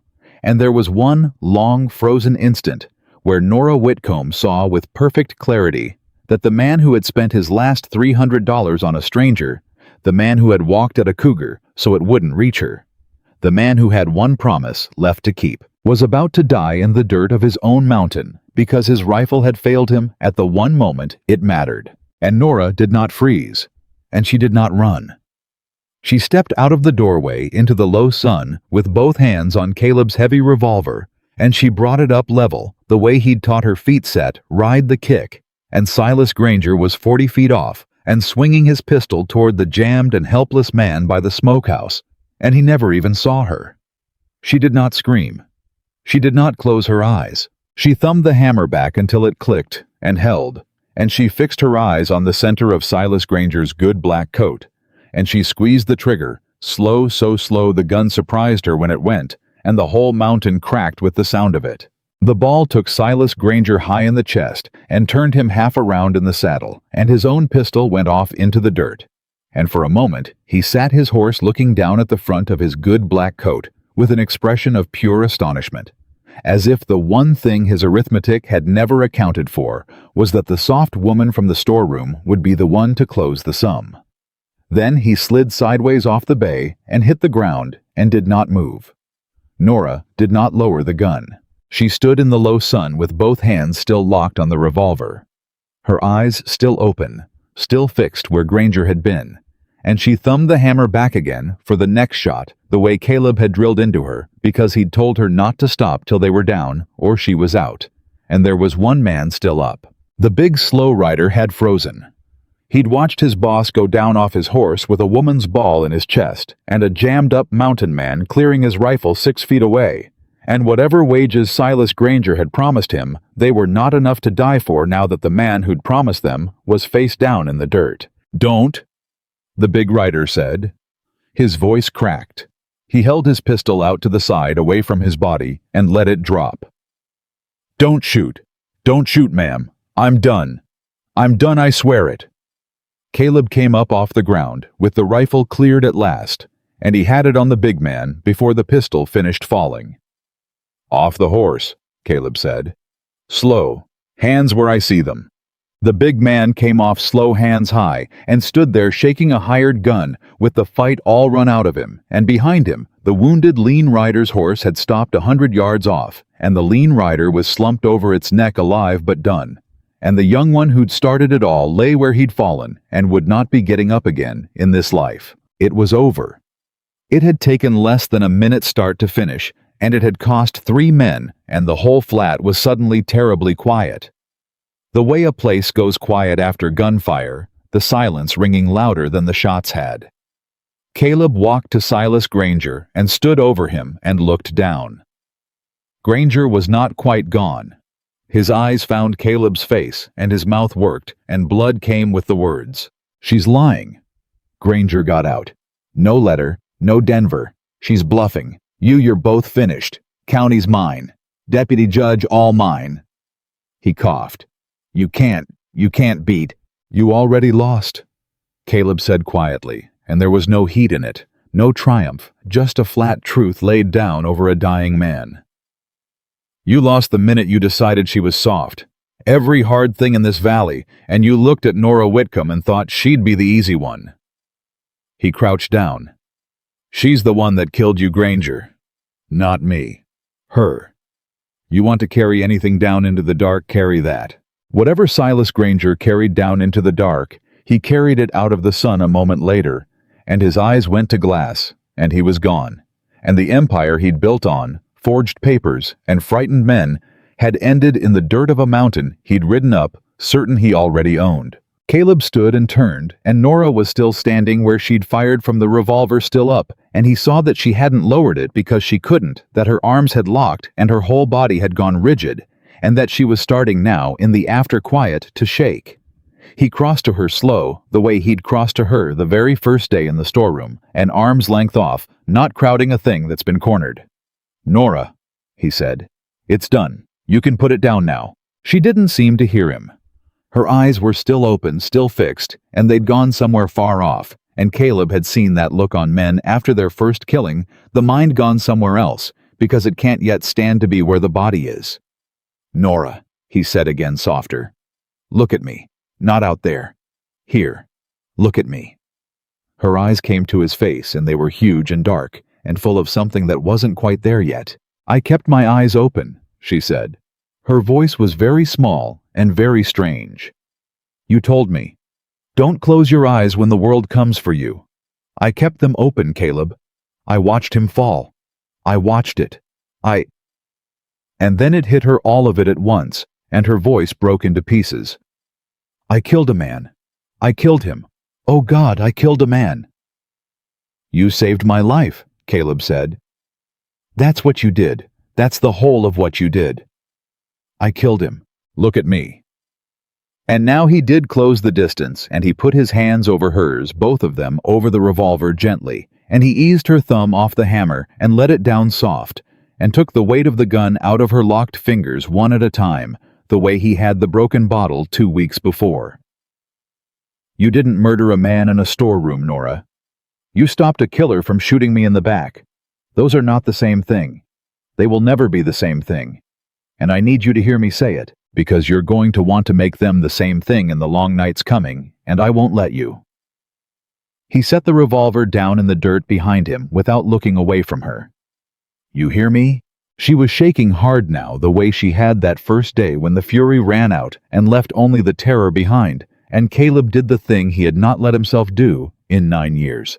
He pulled her in against him and put his arms around her and held her, and she came apart against his chest, all of it, the 2 weeks and the 3 months, and the whole hard year of it. And Caleb Rourke stood in the dirt of his mountain with 3 dead and dying men around him, and held a weeping woman against his heart and did not let go. I've got you, he said into her hair. I've got you. I'm not going anywhere. Cry it out. There's no shame in it. A person ought to weep the first time. It's the ones who don't weep you have to worry about. She cried until she had no more, and then she stood inside his arms, breathing ragged, her face against his chest. And slowly the shaking eased, and the world came back to her, the mountain and the pen, and the man holding her, and she became herself again. She pulled back and wiped her face with the heel of her hand and looked up at him. You kept your promise, she said thickly. What? You didn't get shot before you could say the things you had to say to me. A wet, terrible laugh worked its way out of her. You kept it. You stayed alive. So they're still owing Caleb Rourke those things you meant to say. You don't get out of them by nearly dying. And Caleb Rourke, who had a dead man at his feet, and 2 more to see to, and a wounded rider bleeding on a horse across the flat, and 100 hard practical things pressing in on him all at once, looked down at the woman in his arms, and understood that not one of those hard practical things mattered as much as this. I love you, he said, plain. The way he said everything. That's the thing I had to say. I built a wall up here out of rock and grief, so nothing could ever get in and break my heart again, and I meant to die behind it. And then you climbed right over the top of it in your first week, and I couldn't get you back out, and I stopped wanting to. I love you, Nora Whitcomb. I don't know how to say it fancy. I only know how to say it true. I love you, and if you'll have me, I'd like to stop living where weak people quit breathing and start living somewhere a man's got a reason to. Nora looked up at him. Well, she said, and her voice broke on it, and this time she let it. It's about time. I've been waiting on that since the night you called me Sarah, and I decided I'd make you say my name instead. She reached up and put her hand against his rough cheek. I love you too, you great stupid fool who walks at cougars. I have since about the day the seep ran dry and you told me the truth about the arithmetic instead of lying to make me feel better. Nobody ever told me the truth before. You were the first. She pulled his head down. So yes, I'll have you. Now kiss me before I have to do everything on this mountain myself. And Caleb kissed her there in the low gold light, clumsy and rough, and 9 years out of practice, and she kissed him back, and for one long moment there was nothing on that whole mountain but the 2 of them, and the war was over and won. Then, because they were who they were, they broke apart and went to work, because there were things that had to be done, and neither of them was the kind to leave them. They saw to the big rider first. Caleb tied his hands and sat him against the pen and gave him water, and the man talked all of it pouring out of him at once, and what he said turned out to matter more than any of them yet understood. His name was Dobbs, and he'd ridden for Granger 3 years, and he was sick of it and scared of it, and glad in a shameful way that it was over.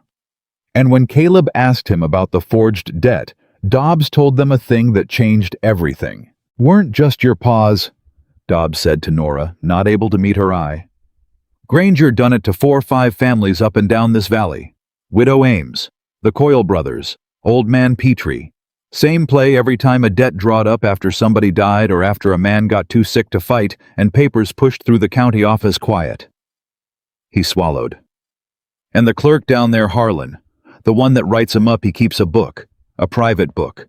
Granger made him keep it, every forged debt, every payoff to the deputy, every dollar. Granger kept it as a whip. Said if Harlan ever crossed him, he'd show the book and hang the clerk right alongside himself. Held it over him. Dobbs looked up. "That book's real, ma'am. I seen it. It's in the county office in a floor safe under the clerk's desk, and it's got every crooked thing Granger ever done writ down in Harlan's own hand. You get that book, you don't just clear your paw, you clear the whole valley." Nora went very still. "You'd swear to that," she said, "in front of a judge." "I'd swear to it in front of God Almighty," Dobbs said, "if it meant I never had to ride for another Silas Granger long as I live." And there it was. The twist that turned the whole thing from a killing on a mountain into a reckoning for a valley the letter Nora had invented out of desperate air turned out to have a true brother down in Mercy Gulch. A real book, a real ledger of every crime sitting in a safe under a frightened clerk's desk. And all it needed was somebody with the nerve to go and get it. They came down off the mountain 3 days later. Caleb wanted to wait to let Nora rest, to let the shooting settle in her, before he asked her to ride back into the town that had watched her bleed. But Nora would not wait. "Every day we sit up here," she said, "is a day Harlan the clerk has to lose his nerve and burn that book, or a day the deputy has to decide he'd rather bury the whole thing than answer for his part in it. No, we go now while Dobbs will still swear to it, and the bodies are still fresh enough that nobody can pretend it didn't happen the way it happened." She was already saddling the sorrel. "I ran from that town once, Caleb. Rode out with my head down past the men who watched.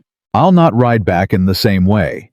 I'm riding in the front in daylight, and I'm walking into that county office, and I'm opening that safe."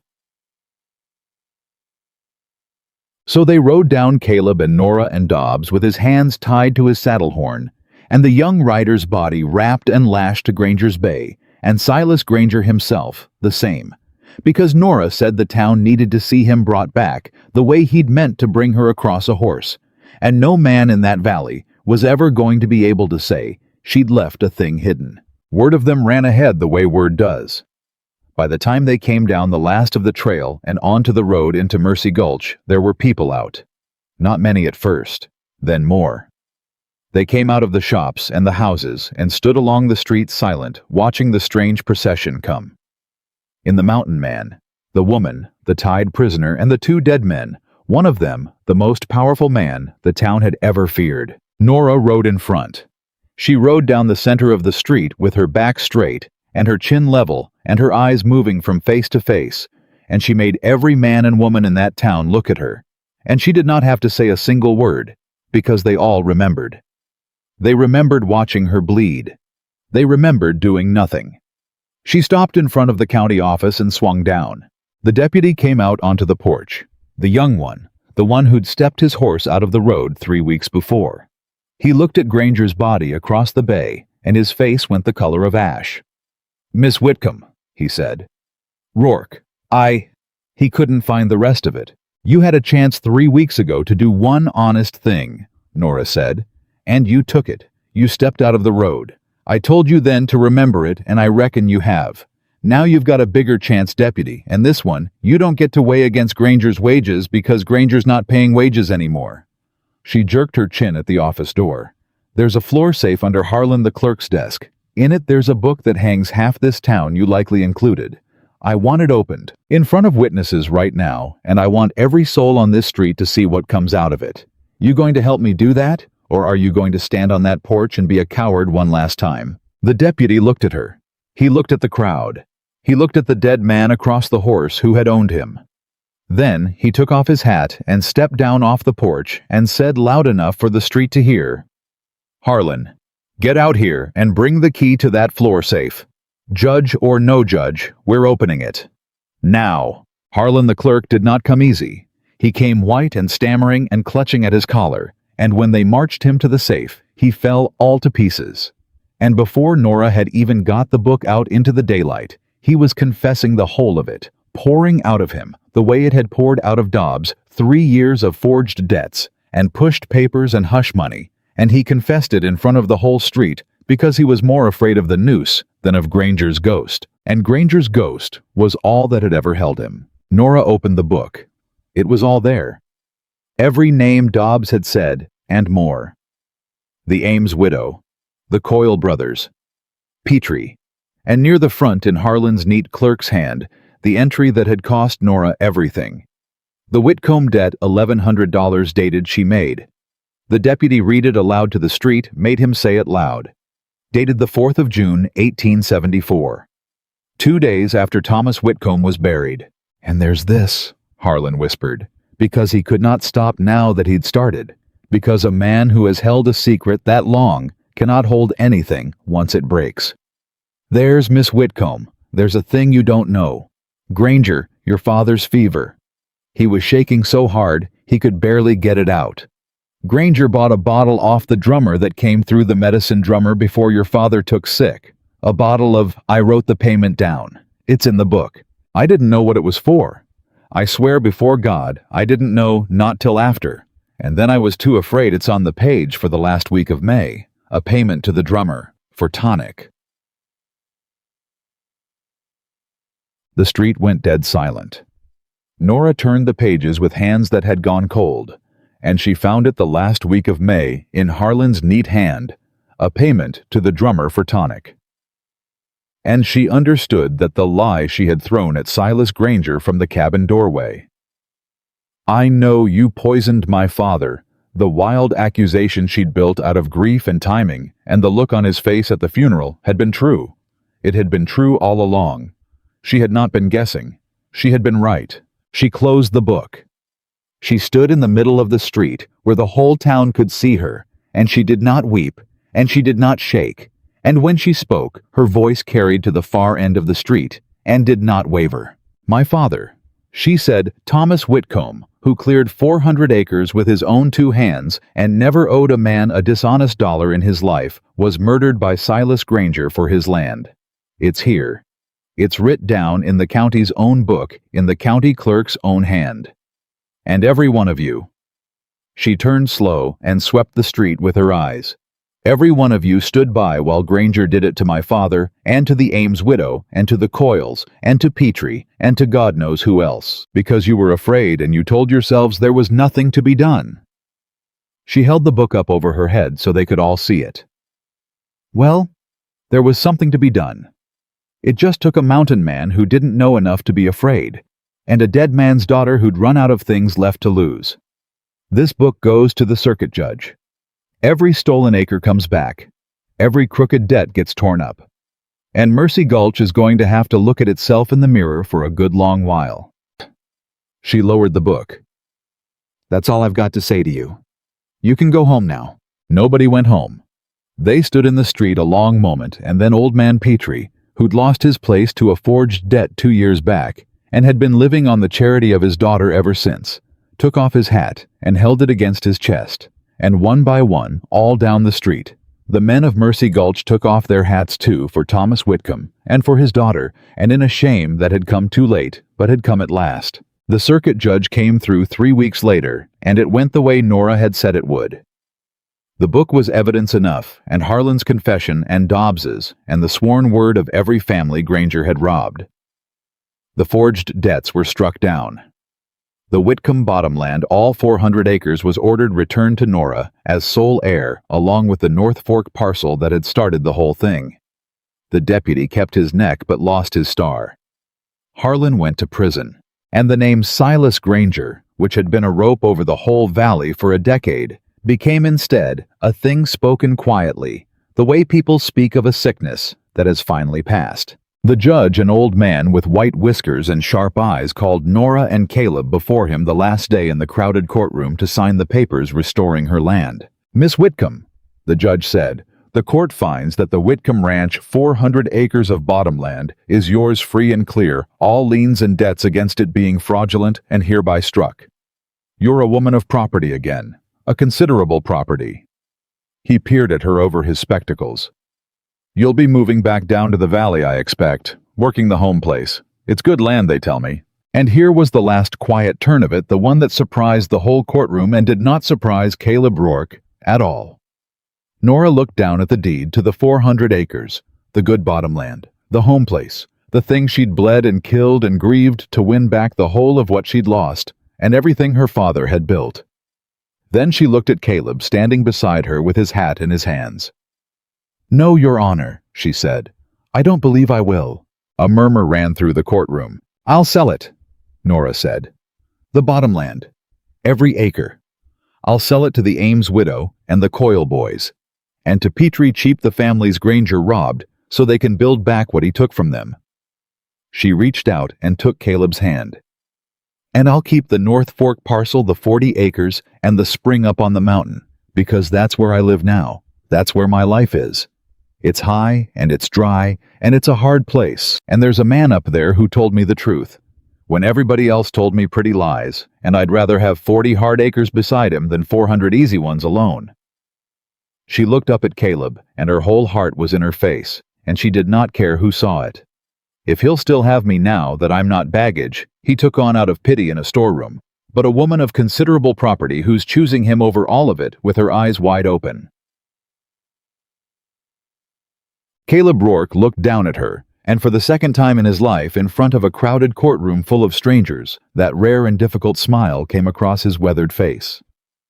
"Ma'am," he said, and tipped an invisible hat, because his real one was in his hands. "I reckon I'll still have you." They were married in the last week of August, and it was Nora who set the date, and Nora who chose the place. And the place she chose surprised no one who had come to know her. She would not be married in the church at Mercy Gulch. She said so plainly to the circuit judge who had offered to have the preacher do it in town all proper, with the whole valley watching. "No, Your Honor," she said.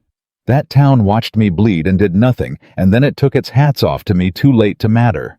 I forgave them, and I meant it, but forgiving isn't the same as pretending it never happened. I'll not stand up in their church and let them feel good about themselves. If I'm going to be married, I'll be married on my own ground, up on the mountain, in front of the people who actually stood by me when it counted." And so the preacher rode up the trail, the same brutal trail Nora had climbed 3 months before, with a split lip and everything she owned in a bag that weighed less than a sack of coffee. And he married them on the flat in front of the cabin, in the low gold light of a summer evening, on the very ground where Nora had stepped out of the doorway and fired the shot that ended Silas Granger. There were not many there, but the ones who came were the ones who mattered. The Ames widow came, and the Coyle brothers, and old man Petrie, who could walk his own land again, now that Nora had sold him back the acres Granger stole, and who had wept when she named him the price, which was almost nothing, and who had tried to argue it up, and whom Nora had refused to let pay $1 more. "You'll take it at my price, Mr. Petrie," she'd told him, "and you'll say no more about it, because that land was stolen from you the same as mine was stolen from me, and I'll not profit off another man's robbery. My father wouldn't have, and I won't." Petrie came, and he brought a fiddle, and it turned out the old man could play. Dobbs came too. The big, slow rider had turned state's witness against Granger's whole operation, and the judge had let him walk free for it, and he'd had nowhere to go, and no trade but horses and guns, and it was Caleb of all people who'd offered him work. "I could use a hand up here," Caleb had said gruff, not looking at the man. "Horses to break, trails to mend. It's hard work and the pay's poor and the company's quiet. But it's honest, and no man'll ever ask you to point a gun at a widow again." He'd held out his hand. "You kept your nerve and threw down your gun when the smart thing was to run, and you swore to the truth in front of the judge when swearing to it might have hanged you. That's twice you did the right thing when the wrong thing was easier. A man like that's worth taking a chance on." Dobbs had shaken his hand and not been able to speak, and he'd been up on the mountain ever since sleeping in a lean-to he'd built against the smokehouse, breaking horses and mending trail, and slowly over the weeks becoming something almost like family, which was a strange thing for two men who'd first met over Gunsmoke, and which neither of them ever remarked on, because they weren't the kind of men who remarked on things. And the young deputy came. He'd lost his star, and he'd earned the losing of it, but he'd stepped his horse out of the road when it counted, and he'd opened the safe when it counted more, and Nora had decided that a man who does the right thing twice, even late, even afraid, deserves to be counted among the people who stood by her, if only barely, if only at the end. He came up the mountain hat in hand, unsure of his welcome, And Nora met him at the edge of the flat and looked at him a long moment, and then put out her hand. "You did the honest thing when it was hard," she said. "Both times. That's more than most of that town can say. You're welcome here." The deputy shook her hand, and his eyes were wet, and he said low, "I'll do better, Miss Whitcomb. The rest of my life. I swear it." "It's Mrs. Rourke come sundown," Nora said. "And I believe you will." The preacher spoke the words, and Caleb Rourke, who had not been able to say a full sentence to another living soul for 9 years, when this all began, said his vows in a clear, steady voice that carried across the flat. And when the preacher asked him the question, Caleb did not hesitate the way folks half expected a man so long alone to hesitate. "I do," he said. And when it came to Nora, and the preacher asked whether she would take this man in the hard times and the harder ones on this mountain, where the water ran grudging, and the summers burned, and nothing came easy, Nora Whitcomb looked at Caleb Rourke and answered in a voice that did not waver. "I do," she said. "I chose him over 400 acres of the best bottomland in the valley, and I'd choose him again over 4,000. I do, and I'll go on doing every day I've got left." Petrie played the fiddle, and the Ames widow had baked, and they had a supper on the flat as the sun went down, and it was the first time in 9 years that Caleb Rourke's mountain had heard laughter, and the first time in 9 years that Caleb Rourke had made any. That was August. By the time the first cold breath of autumn came down off the high peaks, the cabin was not the same place it had been. There were curtains in the one window now made from old flour sacks that Nora had washed white and hemmed, and when the light came through them in the morning, it came soft. There were herbs hung to dry by the door willow bark, because neither of them would ever forget the willow bark and yarrow and sage and mint from a patch Nora had started by the seep. There was a second chair at the table made by Caleb over 3 evenings with more care than he'd have admitted, so that they would not have to take turns at the one stool. There was bread in the mornings, real bread, because Nora had traded down in the valley for a proper Dutch oven and had taught herself to bake it in the coals. There were 2 horses in the pen, where there'd been one, and a borrowed mule, and there were 2 rifles above the door now, instead of 1, and both of them were kept clean and loaded, and both of them belonged to people who knew how to use them. Caleb still spoke little. That was not a thing that changed in a man overnight, or maybe ever, and Nora did not ask it of him. But she had learned to read the things he didn't say the way she'd learned to read them that first hard week, and she found that a man who chose his words carefully said more in the end than a man who spent them cheap. Nora still carried scars. The one on her lip had faded to almost nothing, a small pale line you'd only see if you knew to look. But she carried other scars that didn't show, and there were nights in the deep of them when she woke up with the crack of the revolver still ringing in her ears, and Silas Granger still turning half around in his saddle in the dark behind her eyes. And on those nights, Caleb woke too the way he'd learned to, and he didn't say much, because much wasn't what was wanted. "He'd have shot you," Caleb said one of those nights holding her while the shaking passed. "You keep coming back to it, and every time you come back to it you land in the same place, and you always will. He was going to shoot me in the back, and you stopped him. You didn't take a life, Nora. You saved one. There's a difference, and you know it in the daylight, and you have to learn to know it in the dark, too. It'll come. Give it time." "Does it ever go away?" she asked, small in the dark. Caleb was quiet a while. "No," he said, because he'd promised her the first week that he would never lie to her to make her feel better, and he wasn't going to start now, even on this. "It doesn't go all the way away, but it gets smaller, and you get bigger around it. And one day you notice you've gone a whole week without it finding you, and then a month, and it's still there, but it's not the biggest thing in the room anymore. That's the best I can tell you true. It gets smaller, and you get bigger. You'd know. I'd know." And he held her, and she slept, and it did over that autumn and the winter that followed, get smaller exactly the way he'd said it would. They were not rich. Nora had sold the bottomland cheap on purpose, and what money there was, they'd mostly put back into the mountain place. More horses, better tools, a real cook stove hauled up the trail in pieces on 3 mules, and cursed into place over a whole hard day. But they had enough. And enough was a thing neither of them had ever taken for granted, having each of them lived through a time when they had nothing at all. The horses did well. Caleb had always been good with them, but with Dobbs to help, and with something to build for now, instead of just a solitude to maintain. The little operation grew, and by the second summer there were folks riding up from as far as Denver to buy a Rourke broke horse, because word had gotten around that the quiet man on the mountain raised stock you could trust with your children. That was a strange thing to the visitors.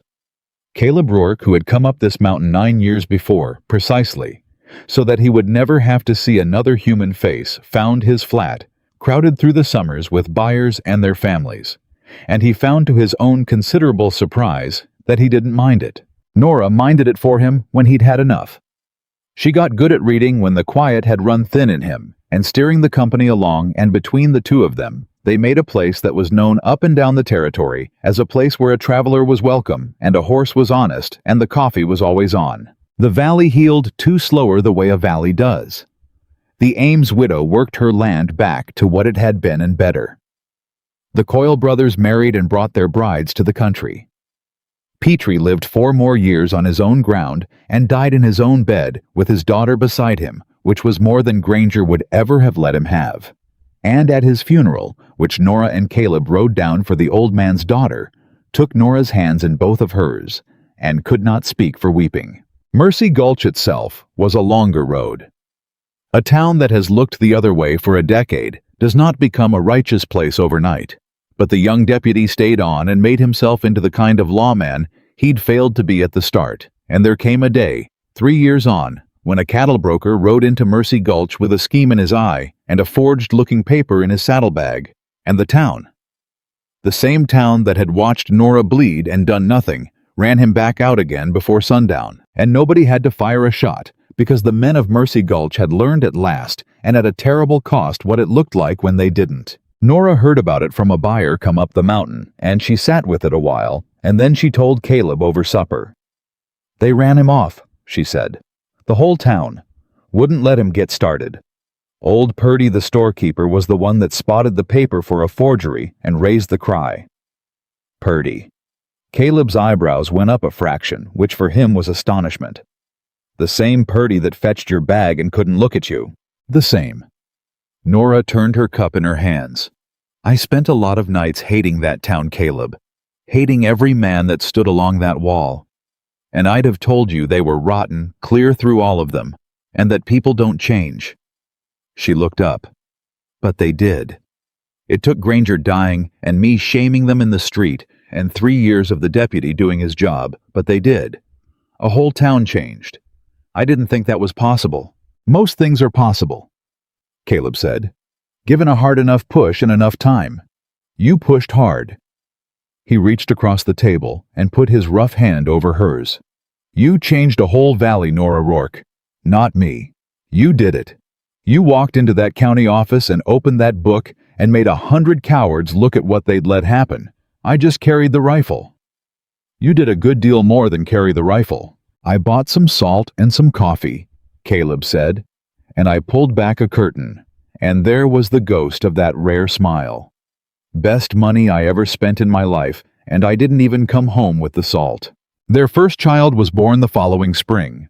A girl in the cabin in a hard labor that frightened Caleb worse than any cougar or any gunfight ever had, because this was the one kind of danger he could not stand between Nora, and the one kind he could not shoot or outwait or outwork. He walked the flat all through the long night, while the Ames widow who'd come up to help worked inside, and Dobbs walked beside him not saying anything, and Caleb, who did not pray, found himself something close to praying out there under the stars that he would not lose another one, that the mountain would not take this from him the way the valley had taken Sarah and the boy. The mountain did not take it. Near dawn, the Ames widow came to the door and said, "You've got a daughter, Mr. Rourke, and your wife is tired, but she's fine. She's strong as a mule and twice as stubborn, come and see." Caleb went in, and Nora was pale and wrung out and grinning like the sun coming up, and there was a small, furious, red-faced creature in her arms, and Caleb Rourke, who had buried a son 9 years before he ever met this woman, looked down at his daughter and found that his face was wet, and he did not care that Dobbs and the Ames widow saw it. "What'll we call her?" he managed. Nora looked down at the baby, and then up at Caleb, and there were tears standing in her own eyes. "Sarah," she said. Caleb went very still. "I've been thinking on it a long time," Nora said quiet. "Since before I knew whether it'd be a boy or a girl.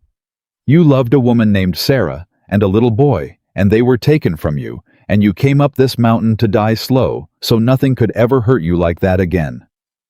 And then you didn't die. You lived, and you chose me, and you built all this." She looked around the cabin, the curtains, the herbs, the second chair, the whole warm, crowded living heart of it. "I don't want to pretend Sarah never was. She made you the man who pulled back that curtain. She's part of why I'm alive. So if it's all right with you, if it doesn't hurt too much, I'd like our girl to carry her name. Not to replace anybody. To honor her. To say the loving you did before wasn't wasted, it just went on ahead and made room for the loving you'd do after." For a long moment, Caleb Rourke could not speak at all. Then he sat down on the edge of the cot, careful the way you sit down near something precious, and he put one rough finger against his daughter's tiny hand, and the baby's fingers closed around it, and Caleb Rourke wept openly for the second time in his life, and the first had been the day she was born 10 minutes before. "Sarah," he said. "Sarah Rourke." He looked at Nora. "There was a time I thought saying that name would kill me. And now..." His voice broke. "Now it's the best thing anybody ever gave me. That you'd carry her forward like that. That you'd make room." He shook his head, unable. "I don't have the words, Nora. I never have the words with you. But I want you to know it's the finest thing that's ever been done for me. All of it. The name and the girl and the mountain and you. All of it." "I know," Nora said softly and reached up to touch his wet cheek. "You don't need the words. I learned to read you a long time ago, Mountain Man. I heard every word you didn't say." The years went on, the way years do faster than a body expects. Sarah Rourke grew up on the mountain, born to a saddle the way her mother had been quick and fearless and stubborn as both her parents put together. A brother came 2 years behind her, and they named him Thomas for Nora's father, the man who'd cleared 400 acres with his own hands and never owed a dishonest dollar. And Nora took the boy down to the valley when he was old enough and showed him the bottomland his grandfather had built, and the families who worked it. Now, the Ames place and the Coyle place, and told him the whole story. All of it, the theft and the killing and the reckoning, because she had decided long ago that her children would grow up knowing the truth of where they came from, the hard truth. Not a pretty lie, because pretty lies were what Granger had traded in, and truth was what had beaten him. Caleb taught them both to shoot when they were old enough, the way he'd taught their mother standing behind them, setting their feet the same words every time. "Don't close your eyes," he'd say. "Whatever comes at you in this life, you keep your eyes open and you meet it square. That's the only way through a hard thing. Straight through, eyes open." And Nora, watching from the cabin door with a dish towel in her hands, would hear him say it and remember the split pine stump and the bruise on her wrist and the low gold light and the crack of the revolver, and she would not shudder anymore, because it had gotten smaller, and she had gotten bigger, exactly the way he'd promised her it would, all those years ago in the dark. Dobbs never left. He grew old on the mountain, the children's second grandfather in all but blood, and when he died, it was up there in his sleep. In the good cabin they'd long since built him, and they buried him on the shoulder of rock that looked down the trail. And Caleb stood over the grave a long time and said low, so only Nora heard it, "He threw down his gun when he could have run. I never forgot that.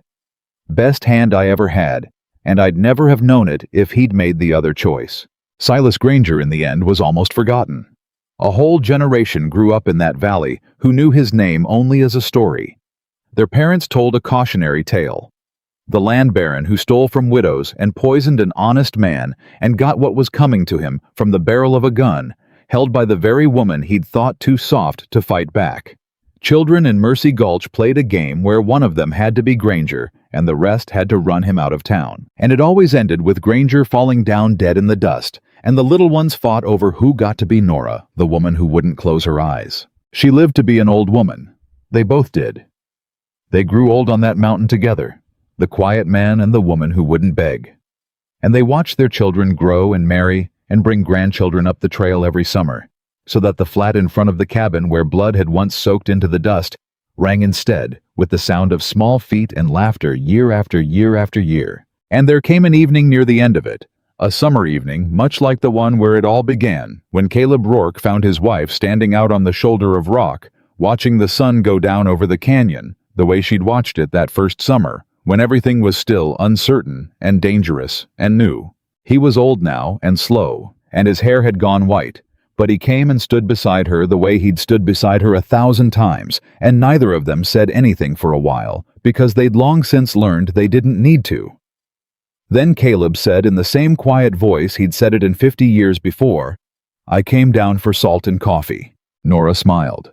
Her hair was white too now, and her hands were spotted with age, but her eyes were the same, still open, still meeting the world square. "And left with trouble," she said the way she'd said it the first time.